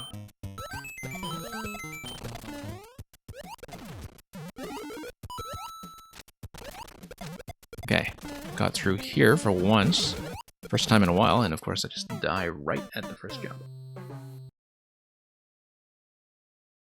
And yeah, momentarily saying, like I said, I'm not much of a Kaizo player myself. It is a bit of an acquired taste.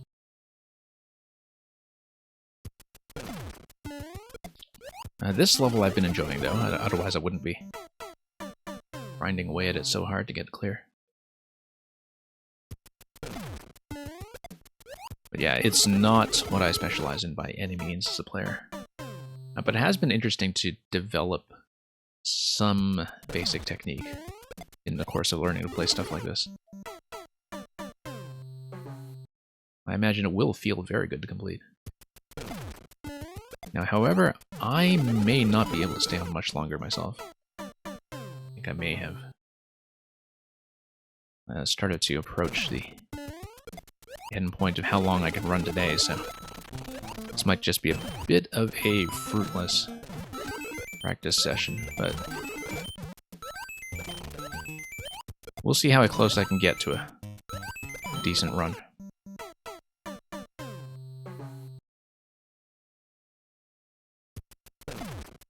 Okay. Yeah, I had a lot of dead attempts on this one today that were really quite unfortunate. Whoops. Okay. Actually knocking that shell down accurately for once, only to flub the jump immediately after.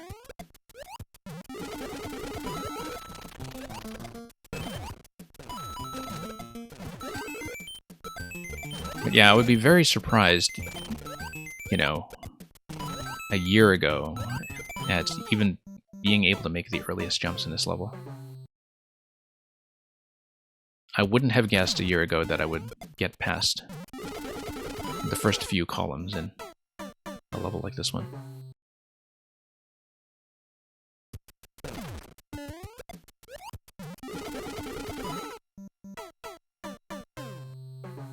But we'll see how we do. Might have to call it soon. And you know, sometimes that just happens. That you can only do so much. Whoops.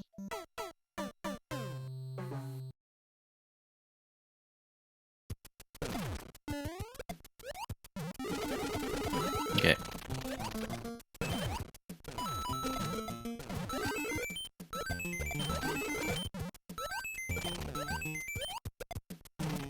Yeah, still not quite landing that with much accuracy.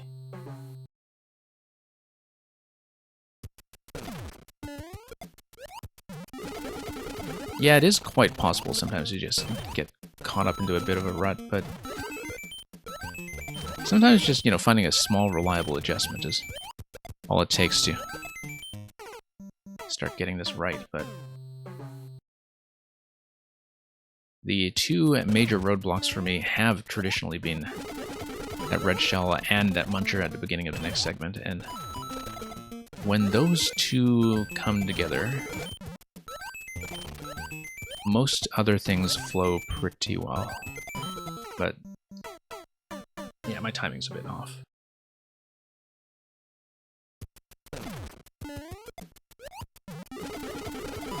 I don't think I've quite peaked when it comes to progress in this session just yet, but it definitely has been a while since I've made a reasonable attempt.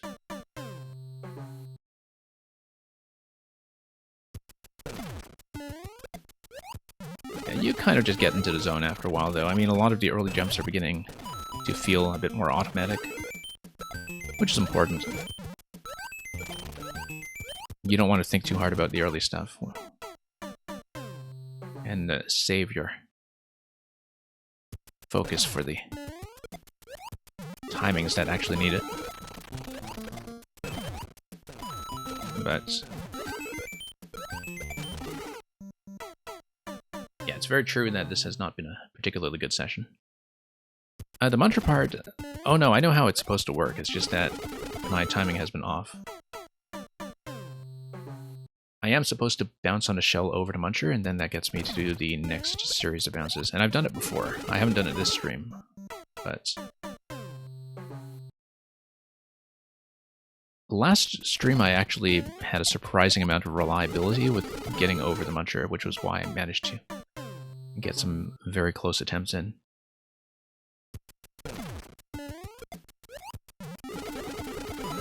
And here we go.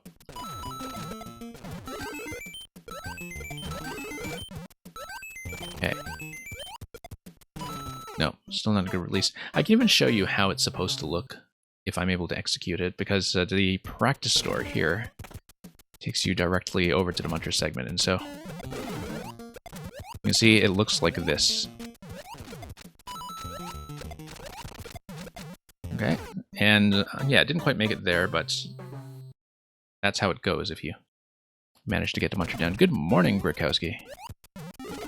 Yeah, Grikowski, I probably will not be on for that much longer, but good to see you make it here. Anyway, we had a really productive session where I finished everything I needed to do in 3D World, and I finished it early enough that I was able to make some time to grind out some things I had not done so well at in Mario Maker recently. So this is actually only the second Maker level I've been playing today. The first one was the Mang Cat level that I did finish.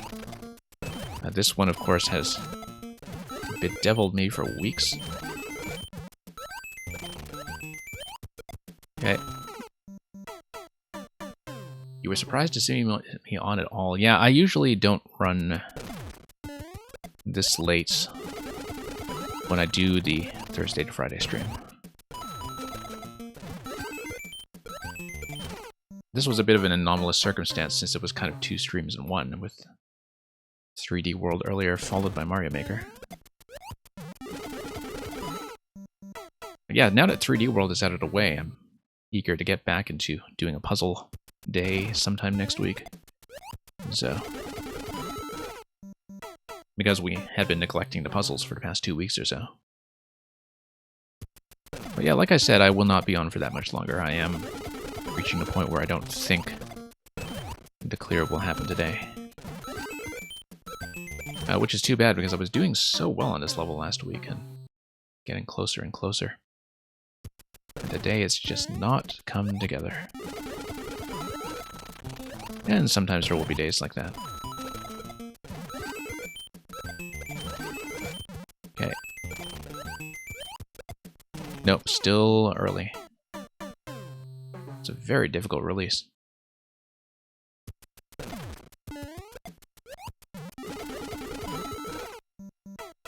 yeah, if I can make one decent run into the second half, I'll be quite satisfied with that, but the clear may be some ways off still.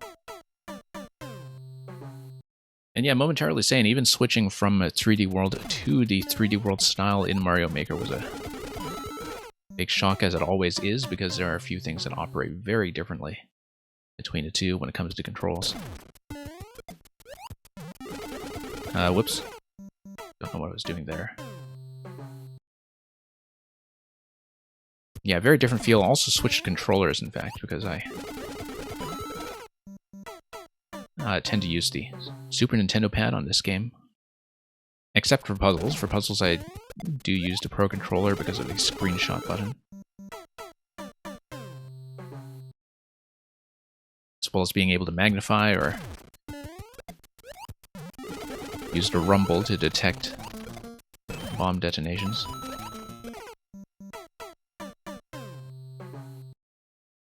But yeah, for the platforming itself, I tend to go with the Super Nintendo controller for Switch. So, definitely kind of switching gears between both games today.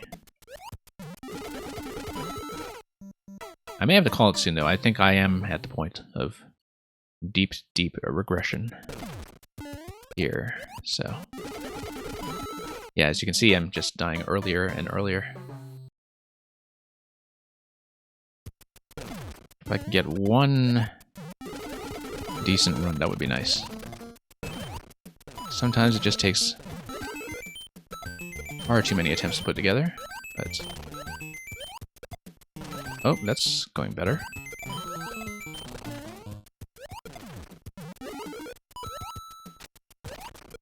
Okay, tug the camera up. No, fired that the wrong way, wow. Just backed into that and didn't even fire the shell in the right direction, just a bit of a slip. Still the best attempt we've had in a while, actually. But just slipped up like crazy when I came to the Muncher segment itself. But yeah, that's been the deepest run in some time. What a magnificent choke, though. It's the first time I've thrown the shell in the wrong direction.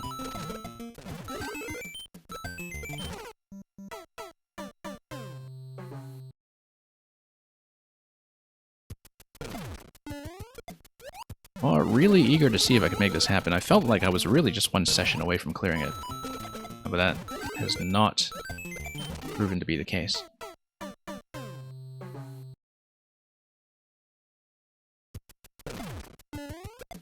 And yeah, that's just going to take some work.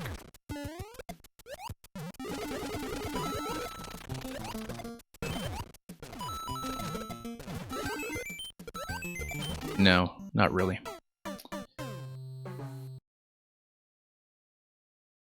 Yeah, some jumps are beginning to feel a little off their usual centering for me, and so that may be a sign that the muscle memory is beginning to desert me.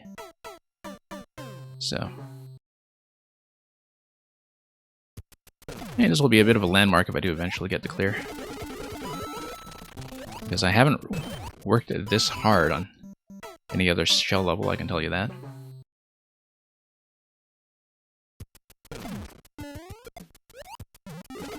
But, you know, there's going to be a first for everything.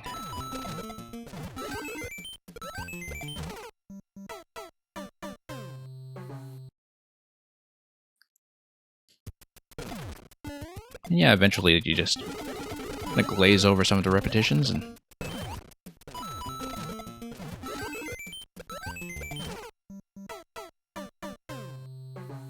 yeah, definitely a bit of backsliding today, though.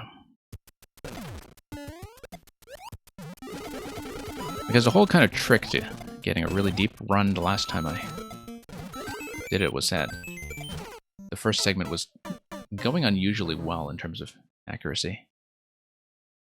And so you just burn less energy on deaths that you know are pretty avoidable and which felt like I'd already learned them.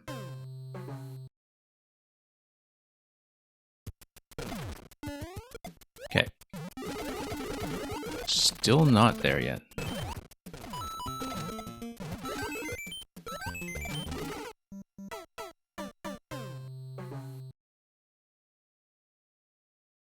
I mean, I'd like to say that I'd push on this until I get it, but unfortunately, we are pushing this stream a little bit late and still have a lot of Mario Maker to get to over the next few days, so this will probably come back, in fact, if Electrodude submits it the way he very often does.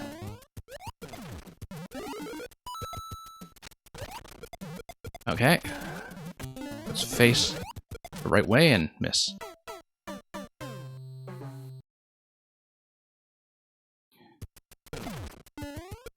The wise thing to do would have been to stop there, but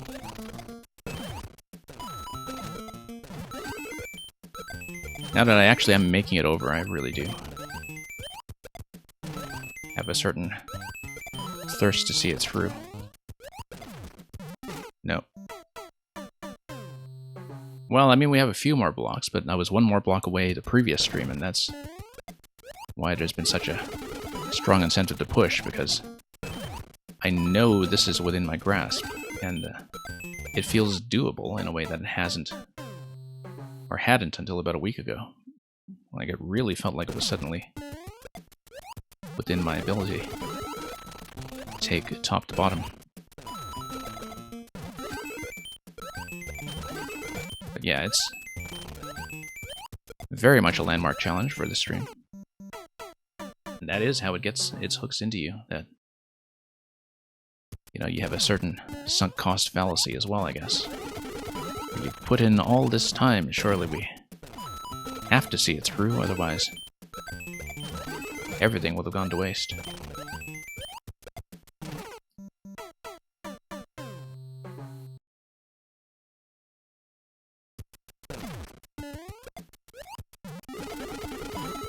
Yeah, I think that's the dilemma sometimes, is do you end on a bad attempt or do you end on a passable one? But a passable one just kind of keeps you going, right? That you have ways of retroactively justifying any kind of continuation.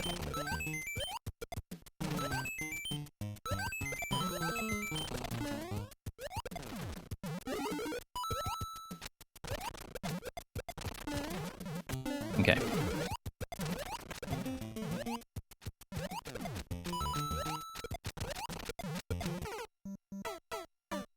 And that was the last attempt. That was looking good for a while. That was looking very, very good. But I think that that also makes it a good place to end, because we still have a few jumps to go after that, and I just did not get as close today as I wish I could, so we are going to call it. That will almost certainly come back this weekend, as I said, because Electrodude does like to submit it, and we've actually been doing better with it in just small increments over viewer levels lately than I did over the massive grind that I put into that one over, what was it, maybe the past 2 hours? So thank you everybody for joining me today. We still got a great deal of business done regardless when it came to both 3D World and I guess that one Meng level that had been one of Meng's hardest overall, I think. And so yeah, got some progress done. Kind of too bad we had to crash out of that one, but that's how things go sometimes. And so for those unaware, we will be back if things go according to plan. Reviewer levels in the same time slot, roughly, over the next 2 days. I don't know if I'll run this long. I try not to. But sometimes that's a little outside of my control. In the meantime, we'll send you on to somebody else in just a moment, and on my end, thanks for watching. Have a good night / morning / afternoon, depending on your time zone, and all of the other time zones that have been unaccounted for by that. And that's all for now, so fare thee well.